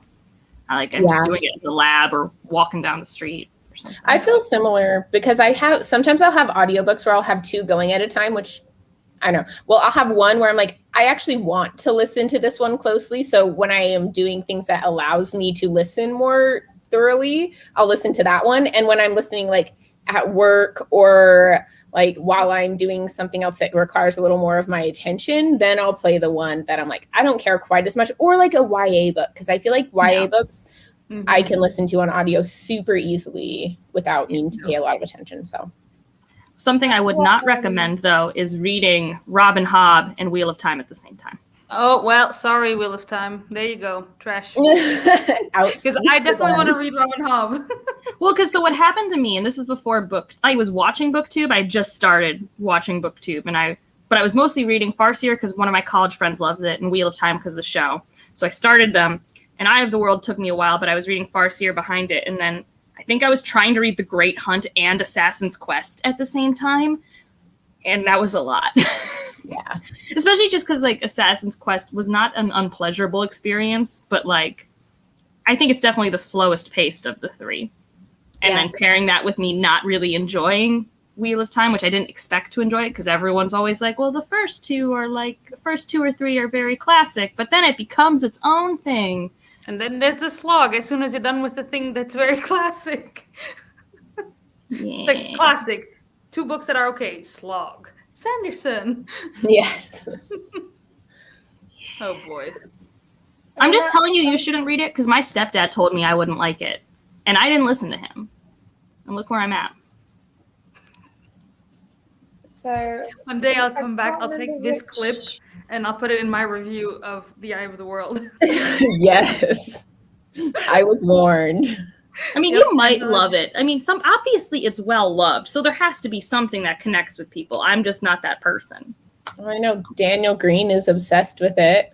When he makes his reviews about these books, I'm like, did we read the same book? That's what happens to me every time I watch it. I'm like, okay. But also I do think it's key that when he first read the series, it was all audiobook. He didn't physically read these books the first time through. And I think it's just a very different experience having Kramer and Redding take you through it the first time. Well, I'll do that. So I'll listen to the audiobooks then. So yeah. When are you starting? Evie, I'm reading, so I've read Farseer, and I'm starting Ship of Magic with Sophia next month. I really like that series. Live Ship's so good. Live So Ship's a good. series that has earned its page count in spades. But is it better than Farseer? How can it be better than like Royal Assassin is a book that is like it lives right here, you know? Well, I mean, I guess it depends. So I think better is a strong word. It's very different. Like Live Ship is more of like, well, I guess they're both family dramas in different ways, but it's definitely more like I would want a mini series of the Live Ship Traders series that is like of the same caliber of like Game of Thrones, where you just have a lot of like political and family drama with like light magic in the background. Wait, is it politically heavy? Yeah, but it's more like family drama heavy. I feel It's like more like family drama little heavy, political, not as big political, you know. Like there are like big there's global some- things happening, but it's not like you're not in the room talking at a table doing stuff. Oh, I love politics. Well, I mean, I think- Evie. Evie, you've been saying this for like a year. Yeah.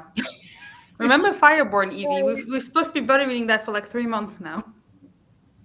you remember the Wild Hoppers Secret Santa reading swap thing? So it was Leslie's review, Leslie from the Nerdy Narratives review of the Ship of Magic, or just Ship, not that. That made me want to read Bob, because she was just like raving about it so much that I was like, I want to read Ship of Magic, but that means I need to read Farseer first. Like, I don't have to, but I want to. Yeah. So then I did, and I'm loving it. No, yeah. I really do like her writing style. I don't think I've ever found the words to describe it, because I feel like just saying beautiful prose is like adequate, but not quite right, because there's like a certain way that she forms sentences that puts me like in a mood, in like a good mood, but you know what I mean? Like, I don't know. I agree. It's just Yeah. cozy. Yeah. So I don't really know, because it's not like it feels like it's dated, but it also does make me like, it evokes a feeling in me. I don't know. It has that like told agree. story feel to it, I feel like, too, especially the ones around Fitz. It has that feel to it where you're sitting down, someone's telling you this story, and you're just like getting all cozy into their life, and you feel the emotions so strongly. I don't know. It's so good. But I can like, swap and play around my sport. Just let me know, Evie. you should just do that so that she won't read Warbreaker and hate it. Okay, not gonna let's do that, like it. Evie. Angela's She's not really going to on like it. getting us to not read books that she thinks we'll hate. She's a good friend. Because the time is short. Read books that are good for you specifically. Like I think Warbreaker's I good. feel like, Angela, you should DNF with time on the basis of that comment alone. You're not wrong, but again, I told you I would DNF it if I was physically reading it. I don't care Yeah. about my audiobook time. I literally like read 10 audiobooks a year. I just don't care about audiobooks. Yeah, I can message the group and see where they are. I know Grace. I don't know what Grace is doing. Grace is doing her thesis, and Katie just got a new job, so we'll have to. I'm supposed to be doing my own thesis, but you know, books.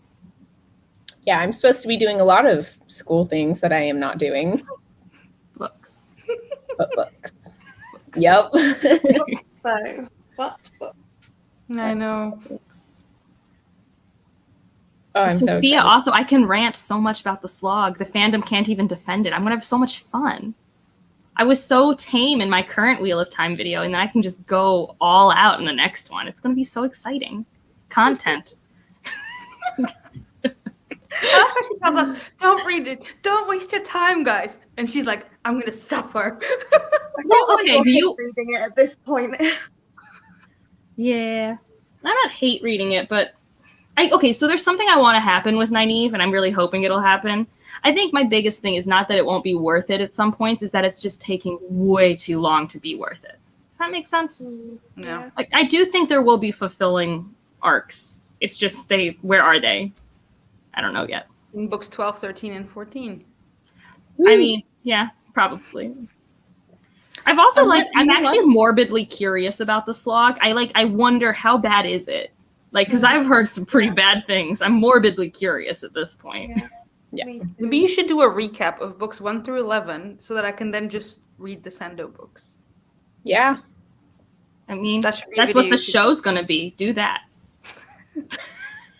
I feel like I could pretty much sum up the first 3 books in a paragraph. I mean, yeah, it's not like you would miss a lot of like stuff that I don't care about, but like clothing people wear in certain regions and the temperament of temperature and certain, like there's cultural world building that happens that people keep telling me is fantastic, and I'm like, oh, okay, question mark. That's what people say. Yeah. I don't know. Well, that's the thing, like, that's why when I was a teenager I DNF'd Lord of the Rings, because I would just be like, yes, okay, I know what a cave looks like. Can we move on now, please? Thank you. Yeah. He does that. So I know that Ridma said that, and I am excited because of that, and like hoping I'll like characters more. But then I've heard about actually some specific things that happen with the characters that are like, yikes. So... And I'm sure that I heard Alex Nieves the other day saying that also in the slog there's just the introduction of so many new characters that it's just like, why do we need all of these people? Yeah. And I am nervous about that too. You know, I approve of this DNF. There you go. Yeah. Good choice. Support that. I support all DNFing. You're Gonna allowed to do even it. DNF my favorite book. That's fine. Oh. Which Sophia is going to be reading Hyperion soon-ish. Well, that's the Shelf Space Book Club pick next month? Yeah, in September. Yeah, I'm the co-host for that. It's in Shelf Space. Yay. That's exciting. I've been thinking about Yeah, rereading I'm gonna it. read that now. Let me see about the audio. The other day I had lunch with one of my best friends because we work in the same place, and we were talking about Hyperion, and we're like, but the priest story though. Like that story. The priest of the story though. It's like engraved in my memory forever. It's like so and every time disturbing. someone tells me like, see you later, alligator, I'm like, oh, okay. No. Okay, I think I'm gonna Evie, it would be so funny to me if you actually liked the Wheel of Time. It'd be so funny to me. But everything you like about writing, like, I can't imagine. Because I do think, like, so if we say Hobb has, like, a really good way of evoking a scene and, like, making you feel really close, like, Robert Jordan is, like, kind of sort of just, like, really stilted conversations and, like, heavy descriptor listings. Like, You're on this street with these flags on this building, and someone's wearing this outfit, holding this basket. Like, you know, it's very Tolkien. Yes. Yes, I need to know about all the John Keats stuff because I don't know any John Keats stuff. And I think that's what I missed my first read. You hated what you read. That's strong words. You didn't even leave the Two Rivers. Oh my goodness. Gosh. The Two Rivers was actually quite cozy and it had a cool, creepy atmosphere. I didn't hate the first I liked I like the first 100 It pages was of it after once. that it started to go. Yeah. I feel like the first book I was okay with. Like, I felt like the first one, I was like, you know what? It feels just like kind of a nice classic fantasy. That's cool. We get through it, but it just, I don't know. I felt like there were some weird tangent things that we went on and then some very odd character decisions. And I'm like, I'm just not really sure what we're doing in these two books. I do think Eye of the World, as I think back on it, I think that one grows on me the most when I think about certain moments. Although the end of it, I can't imagine. A lot of people are always like, the ending is so confusing, but I think if you've read Mistborn, it's less confusing because Sanderson was obviously inspired by the end of the Eye of the World in Mistborn. Yeah. Yeah, I think that is what I enjoyed the most about book one, was seeing all of the ways that Sanderson was inspired by it. So I think for that reason, Joanna, you might enjoy The Eye of the World. Yeah. But then I'm not sure how you'll feel about. I mean, The Great Hunt was okay. I think basically I'm just really sour and salty over book 3. Is my problem. Well, and like also what is cool, because I was rereading Mistborn this year, is like, you know, the epigraphs in the first book, Final Empire, is that journal. And I'm like, I always was confused that Sanderson said this was like his reverse Chosen One story, because our Chosen One growing up was Harry Potter, right? Which is a very different Chosen One from Rand. And then I read Wheel of Time, like, oh, this is what he thinks Rand's journal would be. Like, and I thought that was cool. Because honestly, I would love to know. The first couple of books, Rand is a lot. And I want to understand him more, but he barely understands himself. And the one thing that has improved is Rand's. Matt, though. I think Matt was finally starting to get off my shit list, and then he does some stuff in book 6, and I was just like, Sir!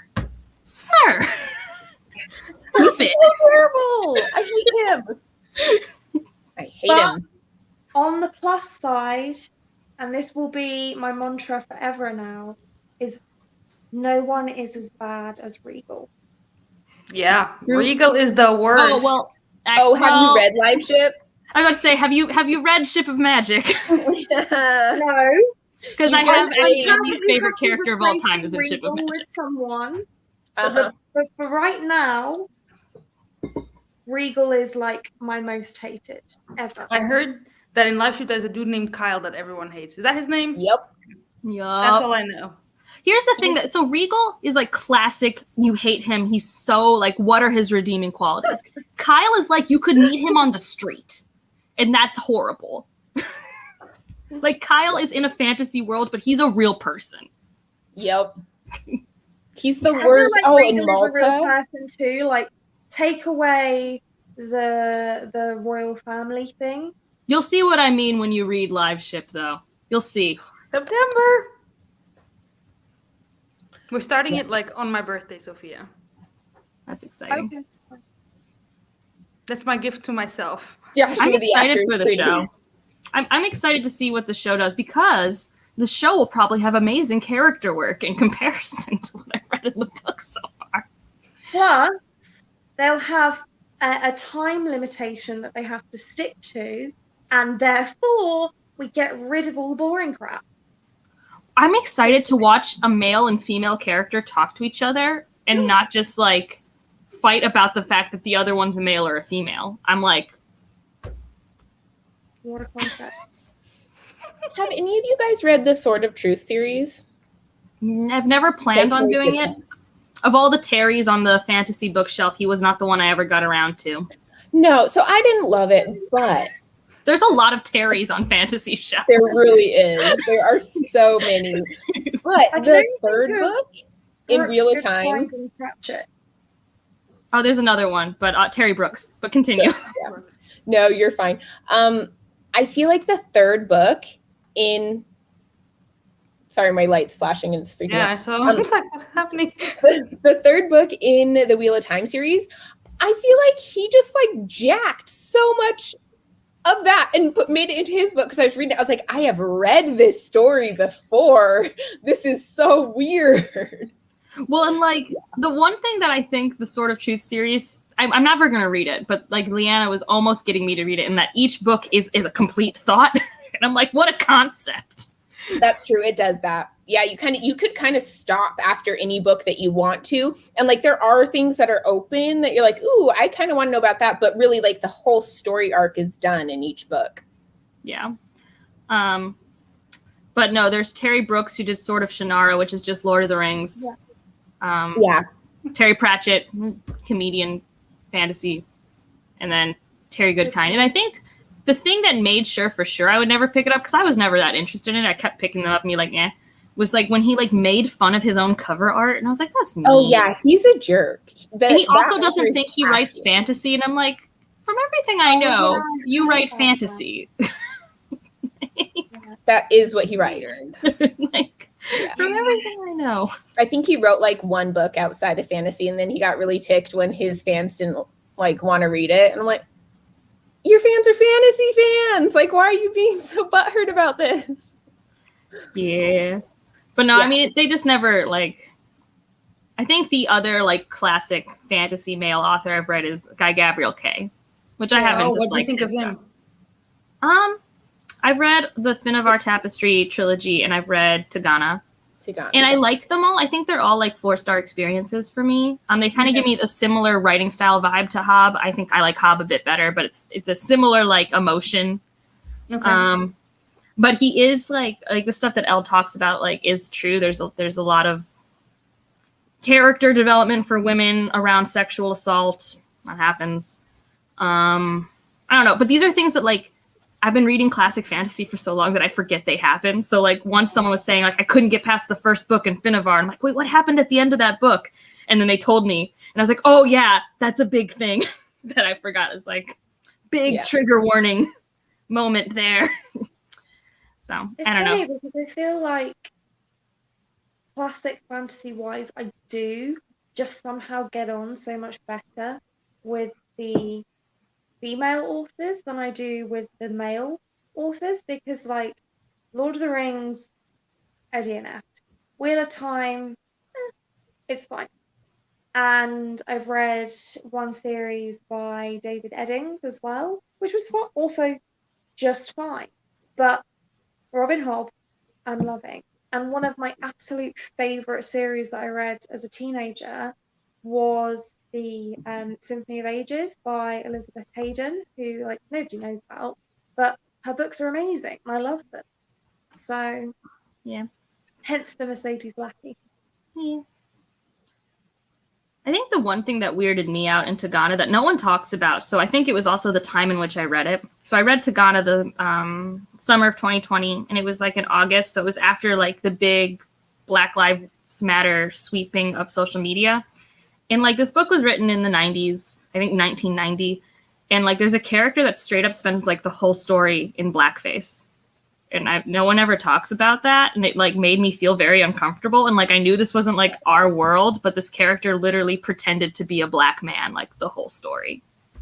But no one talks about it. So I was like, am I just overreacting because of like the state of the world or whatever? And it wasn't like, the character wasn't negatively portrayed. He was actually a very important character, but I just felt weird about it. So it was weird. 'Cause, yeah. I don't know. Yeah. I don't know. I don't know if I'll read more of his stuff just because like my biggest complaint is more of like he doesn't use a lot of magic, and I like magic in my fantasy. So his are more like different world historical fantasies, which is a lot of people's cup of tea, but like I want more magic. Yeah. So. No, I agree. I like the magic. I feel like I read this series once and everyone's like, oh, it's fantasy. And I was reading it, I'm like, this isn't fantasy. There's no magic. I was like, oh, it's fantasy just because it's a fake world. I'm like, okay, then, I guess. Yeah.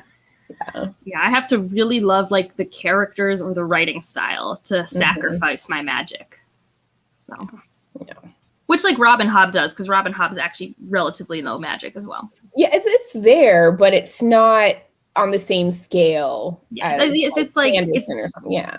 Yeah, it's like it's not the focus. Like sometimes there is the mystery of we don't understand this thing, but you're not actually expecting to find an answer all the time. It's more about just characters existing in this space with this problem. I feel like I want my magic to also be obviously magic, not like maybe this is just a weird thing that's happening in the heads of the characters. Like, I think that's what magical realism. I'm not sure that works for me so much. Yeah, I do not like magical realism. I've learned that. Yes, Evie, do it. Magic involved animal companions communication. It for sure does. Like 110%. Yeah. It's so good, Evie. You got to read Hobb. But also, I need you to remember that Robin Hobb is mean. She is so mean. It's so bad. I cried so many times. Like, that's why I have to take breaks between her books, because especially with Live Ship, I feel like there's just so many parallels to like real world injustices. And that's the thing. Like, I think a lot of books have tragedy, but she highlights like injustice, like life not fair. Like, that's like the big like theme is like, it's not fair that this is happening to this person, but it's still happening. And it's just like, I ache. I ache. Yeah. Like the beginning of Ship of Magic, you know what's going to happen in the first 100 pages. It's the back of the book. You know what's going to happen, and you still are just like, why? And it's so frustrating. It's true. It's so hard. I haven't actually read the blurb. Well, I'm not telling you what happened, but you're going to know even once you pick it up. You're like, oh, I know what's going to happen. No, I know. I just meant, like, I haven't read the synopsis for it yet. Should I or shouldn't I? I would never read the synopsis on the back of Hobb books. I feel like they give you way too much information, because I've read them after, like, I have read the books, and I'm like, holy cow, that doesn't happen till like the last quarter of the book. Why is that? I hate that when it does that. Yeah, so don't do it for Hobb books. No, yeah, like I said, I think the synopsis, like, it's very obvious where the book's going, because I didn't even read the synopsis when you read Ship of Magic, but like the thing the back of the book talks about does not happen to like page 130.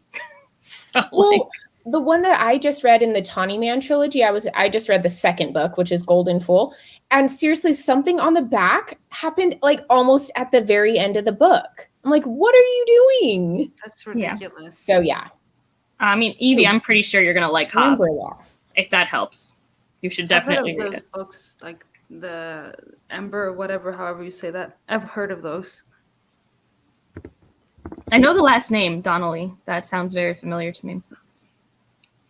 Yeah. But I'm really bad at like my knowledge of 80s, 90s fantasy is lacking. And it's not even something that I'm actually like trying to rectify, but I didn't start reading fantasy until 2005. And then I just read what was published. And that was Sanderson. And that's what I did. So that's where you went. I mean, I'm going to do that up now. So. I'm so excited for us to read Ship of Magic. I'm so excited. I did read one Terry Brooks, and it was cool. But it was a different trilogy. It wasn't his... Well, everything's in his Shannara world, but this was like the prequel. Because apparently it was a thing that all fantasy authors decided, okay, instead of going into the past for fantasy, it's going to be a post-apocalyptic future. And lots of books do that, and Terry Brooks did that too. And so he had the contemporary fantasy where the world's about to go bad, and I really liked that trilogy. It was fun. Has anyone read Terry Brooks? I was kind of interested in reading his Shannara books, but I don't know if I haven't read the Shannara ones, mainly because I know the second book takes off from different characters from the first book, and I find that frustrating. Yeah. And also, like, it's not, I don't think it's because of Tolkien. I feel like this has always been a thing for me, but I'm never interested in fantasy worlds where the focus of the fantasy is that we have these different races, like elves and dwarves, and I know it leans into that. Like, I know it's just, like, kind of very similar to Tolkien-esque inspired travel, fantasy, questing. Yeah. Which is just not my cup of tea, but you liked Aragon a lot more than me, so you might really like it. I did. I loved Aragon, but I feel like Aragon was one of my first, maybe not one of my first, but it felt like it was one that I could really get into fantasy wise, and like I followed it as it came out. And so that kind of gave it a little bit extra like nostalgia and like love for it because you go to the parties and like, all the fun things. So the hype behind Eldest was real. That was fun. Yeah, it's like a lot of the emotions that you like have surrounding it aren't necessarily about the actual book completely. It's just about like the experience you had with it. And I think that has a lot of that. A lot of like the books I read when I was younger, I read them again. I'm like, not as great as I thought, but I still love it. No, but I actually owned a bind up of the first 3 Shannara books for years, and I just never read it. And then I finally unhauled it because I was like, I'm not feeling it, and I'm not going to, and it hasn't happened, and they're in the library. So yeah, they're easy to get a hold of. They're on like all the different sites. That's true. Yeah. I mean, people who love it though. I mean, like that series only just recently ended. Like, isn't he dead? No, he's writing a new series. Oh. Terry Goodkind's dead. That's the Terry. Yes, I did know that. 2 of the Terrys are dead, unfortunately. 2 of the Terrys. Terry is not a common name to me, and it's like so many famous fantasy authors. That's true. I don't actually there's know loads of Terry. Terrys in the UK in that kind of age group. It was quite a popular name. Well, that would explain it then. Yeah, it was Terry Brooks from the UK. I feel like Terry Goodkind was from the US, but I'm not positive. I don't know, but Terry Pratchett's definitely from the UK. Yeah, for sure. Yeah, I love Terry Pratchett.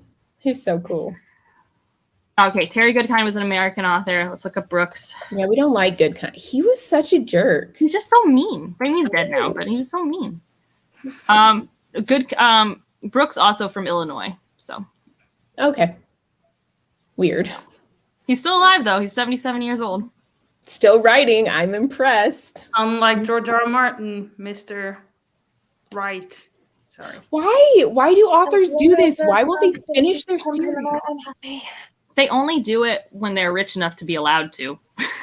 I like Patrick Rothfuss and George R. R. Martin. They both just need to like suck it up and finish your series. Come on. I've just given up. It's been like it'll never happen. So here's the thing. Here's the sad fact of life. And I know art is art and whatever, but I in 2011 started college. I hope in 2022 to have my PhD. In that time frame of me getting an undergrad, a master's, and a PhD, neither of those authors have decided to publish anything. And I'm just like, well, okay, Rothfuss has had some short stories, and obviously Martin has done other things. Like he had his Fire and Blood book or whatever. But it's just like, come on, guys. You obviously like don't want to write then. Like I thought you wanted to write. Like I don't understand. Like, but I know Patrick Rothfuss had mental health stuff, and I think George just doesn't care. George created this whole world that's like so in depth, like, and then like you created this, like. I think he also wrote himself into corners and doesn't know how to get out of it. Because that's how I kept feeling every time I read a new book. It's like, okay, the characters need to converge eventually. You just keep going further away. They need to come back. Yep. Maybe that's why the last 2 seasons of the show were so terrible, because they had to like fix that he had made. And those 2 writers were very good adapters, but not good original creators. And they literally were offered help and just said, nah, we got this. And I'm like, well, no, you didn't get this. And they also got it wrong. That's what you did. And like, I understand that the actors wanted to move on, but they could have had longer 2 seasons, still just like film it those years, like still have it end the same year, but you'd have like, instead of the 6, 7, you could have had like 8, 9 or whatever to spread some things out. But the actors wanted to move on. And then the writers were like, we got Star Wars to work on. And so they were done. Kicked off of, which... Right. Can you imagine screwing up a group project so bad? Yeah, seriously. Right. They're like, yeah, no. Like, but that's the thing. The actors wanted to move on and stuff. I understand that, but it's like, but if the story isn't done, like it's not about the actors, even though it is, because it's like them doing it. But it's like, I just. Well, that's why visual media is always so much more stressful for me than like reading, because like there's been so many TV shows in my life where character deaths or seasons ending or series endings are not based off the actual story being done or that naturally happening in the story. It's always like the actor. And sometimes it works for my benefit. Like in Charmed, I didn't like Prue, so Prue leaving was fine. But Prue left because of in-cast drama. It's not because it was naturally in the story. No. Yeah. No. I Spoilers agree. for Charmed, which has been out since forever.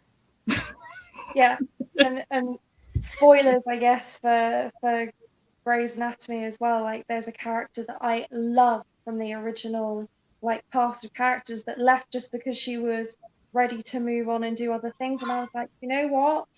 No, this show, it shouldn't have been Grey's Anatomy. It should have been Yang's Anatomy, because Christina Yang was just, She was the best. for me, just like, Yeah. screw Murder. I am Team Martina. Okay? I love Christina. She was the best. This is one of my reasons why I love Bones so much, because it actually ended when they went on their terms, and it made me happy. And now I can always rewatch it and be happy. That's But not many shows get that, mainly because the U.S. system has just been like, run it till it dies, so they never like wrap things up. Yeah. And like, I was lucky enough that Buffy knew when it was its last season, so it could wrap it up, whereas Angel didn't know it had its last season, and then it just died. yeah. That's just what happens in visual media, because it's so much messier than one author with typing things. Bones is so good. I'm about to rewatch that soon. Cast fighting. Oh, the reboot Charmed already lost someone? I've only watched the first season, but that's crazy. That's hilarious. That's actually. That's like the first season was such a homage to Charmed in like almost not fun ways, but that's even too much of a homage that we've already lost a sister. Like, normally you have to get Cole in there. Like, Yeah. because he was married to the actress for Prue, wasn't he? Or they were dating seriously, and she didn't like that he was with Phoebe. Really? Yeah, that was part of it. I didn't Oh my know. gosh. Yeah. Oh my goodness. Yeah, I'm pretty sure the actor who played Cole and Prue, like they had a thing. Like they were a serious relationship, but obviously he was paired with Phoebe in the show, and that was too sexy or something. I don't know. I think there was a lot of drama there. Hilarious. Goodness. Yeah, that is like the danger of media with that many people involved. But I feel like when you are the only author needed to write this book, like I get you might have personal things come up or mental health stuff or like you're in the hospital or something, but like 17 years is a really long time. If you're not going to write it, if it's just not going to happen, like just own up to that and say, look, fans, I know you want this thing. It's not going to happen. This is how the story was meant to end. But I'm not going to write it. Or like, I mean, like, or if he really has such bad writer's block, like work with another author, get a ghostwriter. Like, I don't understand. Sanderson would help him. They're good friends. I don't want Sanderson touching A Song of Ice and Fire. I'd prefer not Abercrombie. that one. Yeah. I would not prefer that one with Rothfuss. Yeah. Oh, with Rothfuss. Yeah. I mean, although they have very different writing His styles. writing style's different, but I mean, he could at least help him move the plot along or something. Like something has to happen. Yeah, I don't know. I I think I've only read the first one, but I do feel like he tied himself too tightly into the whole 3 one day days thing, yeah. thing that like I think he's probably just struggling to figure out, how do I finish this in like, one book? And I think part of the struggle is no one would be mad if it became more books at this point. If there was just a book, everyone would be okay. But I think the problem is that this is the start in his world, and he wants to write other things in this world, and this feels like this obstacle, and I don't think it's fun for him. I mean, I don't know. I haven't actually watched that many interviews, but I think that's the sense I get, is that he wants to explore other projects, but this is what his publisher and what his fans want next. Well, yeah. Well, that's like George R. R. Martin, where he wanted to explore other things. So he just did. And people are kind of annoyed because they're like, can you just finish this one? Can you just do this one real quick for us? And then you can move on. He did like write the Duncan Egg stories, which are so good. Like, and everyone wants those to continue on as well, because those characters are hugely important for the world. And then like he starts a lot of little things, and then you're like, but you're not going to finish any of them. Well, yeah. And like, what's interesting is, and it literally does have to do with financial stability. And I'm happy that George is financially stable. Like, I don't want him to not be. But when he wasn't financially stable, like before A Song of Ice and Fire blew up, he would write like a book a year. You can look at his publication history. He was a machine. And then when you did too. Because, yeah, there or was the food, whole, you know. well, like, yeah, and that's most authors. Like everyone gets so scared about starting series because they think they won't finish, but literally only the most famous, well-off authors can afford to do that if writing is their passion and the career that they choose to do. Mhm. Like, Meanwhile, today I found out that Brandon Sanderson has a net worth of $8 million. yeah, but he's someone who like we know loves to write. He talks about it Yeah. all the time, how much like writing is just so like that's an enjoyable experience for him. He's very found out. goal oriented too. Yeah. Like that's his personality. And so he'll set his goals for writing and he hits them or beats them. Like I've never really seen him just be like, oh, actually, we're going to push this back a couple years. Like, I don't know. I mean, He there have likes- been some things that have moved, but it's never been a big deal. Yeah, but he's Just still to going publish to more do stuff in it. between. Yeah. If he says, you know what, actually, I'm not going to write this one because I want to do this other thing or finish this other thing first, like, I trust him enough that he'll Because come he still back. does it. And Because like he I makes felt, it another timeline. He doesn't just indefinitely push it away. Mm. yeah, and like my stepdad always got really frustrated that he would hop projects, but I'm like, but that's the only. At least you get a book every year. If he like just got writer's block, that would be horrible. It'd be Yeah. worse. Plus, you can't forget that he has, like, especially in the Cosmere, everything's connected. So he cannot just write all the Stormlight and all the Mistborns because there's things that need to happen in the one so that it makes sense in the other. So I think my stepdad's just bitter that he'll probably be dead before it's over. Aw. That's true. okay, great, thanks. Well, like we're gonna be like 60 by the time this whole thing's over. So I know he needs to get going with the Stormlight or he might be dead by the time it's over. there are So notes. it's I'm like, convinced. no. He actually, it was either this year or last year's State of Sanderson. He had a pretty good outline of having it done in like 25 years or something. Yeah. You're like, okay. He needs to, like, stay in his house and never leave to be Yeah, sure don't get COVID. or any other thing. Don't travel. Don't take the car. Yeah. He lives in a very Live safe inside the neighborhood. bubble. He's fine. Okay, I think I need to I need to head off. Now right. it's getting a bit late. I think it's even later for Joanna. Ooh. Yeah, we're going to bed soon. Yes, I It's agree. 4:30. I'm not going to It's- bed. Yeah, He it's loves the too late. planning. Yeah. And I Yeah. think that's like what I really appreciate, and probably why I got annoyed with Deathly Hallows as much as I did, because I had just started reading this part, and I was just like, wait. Yeah. So thank you, ladies, for Yeah, this was joining me this fun. evening, and thank you everyone for tuning in and hanging out with us. And we'll do this again soon, I'm sure. And have a good rest of your Sunday, everyone. Hey, bye everybody. Bye. Bye.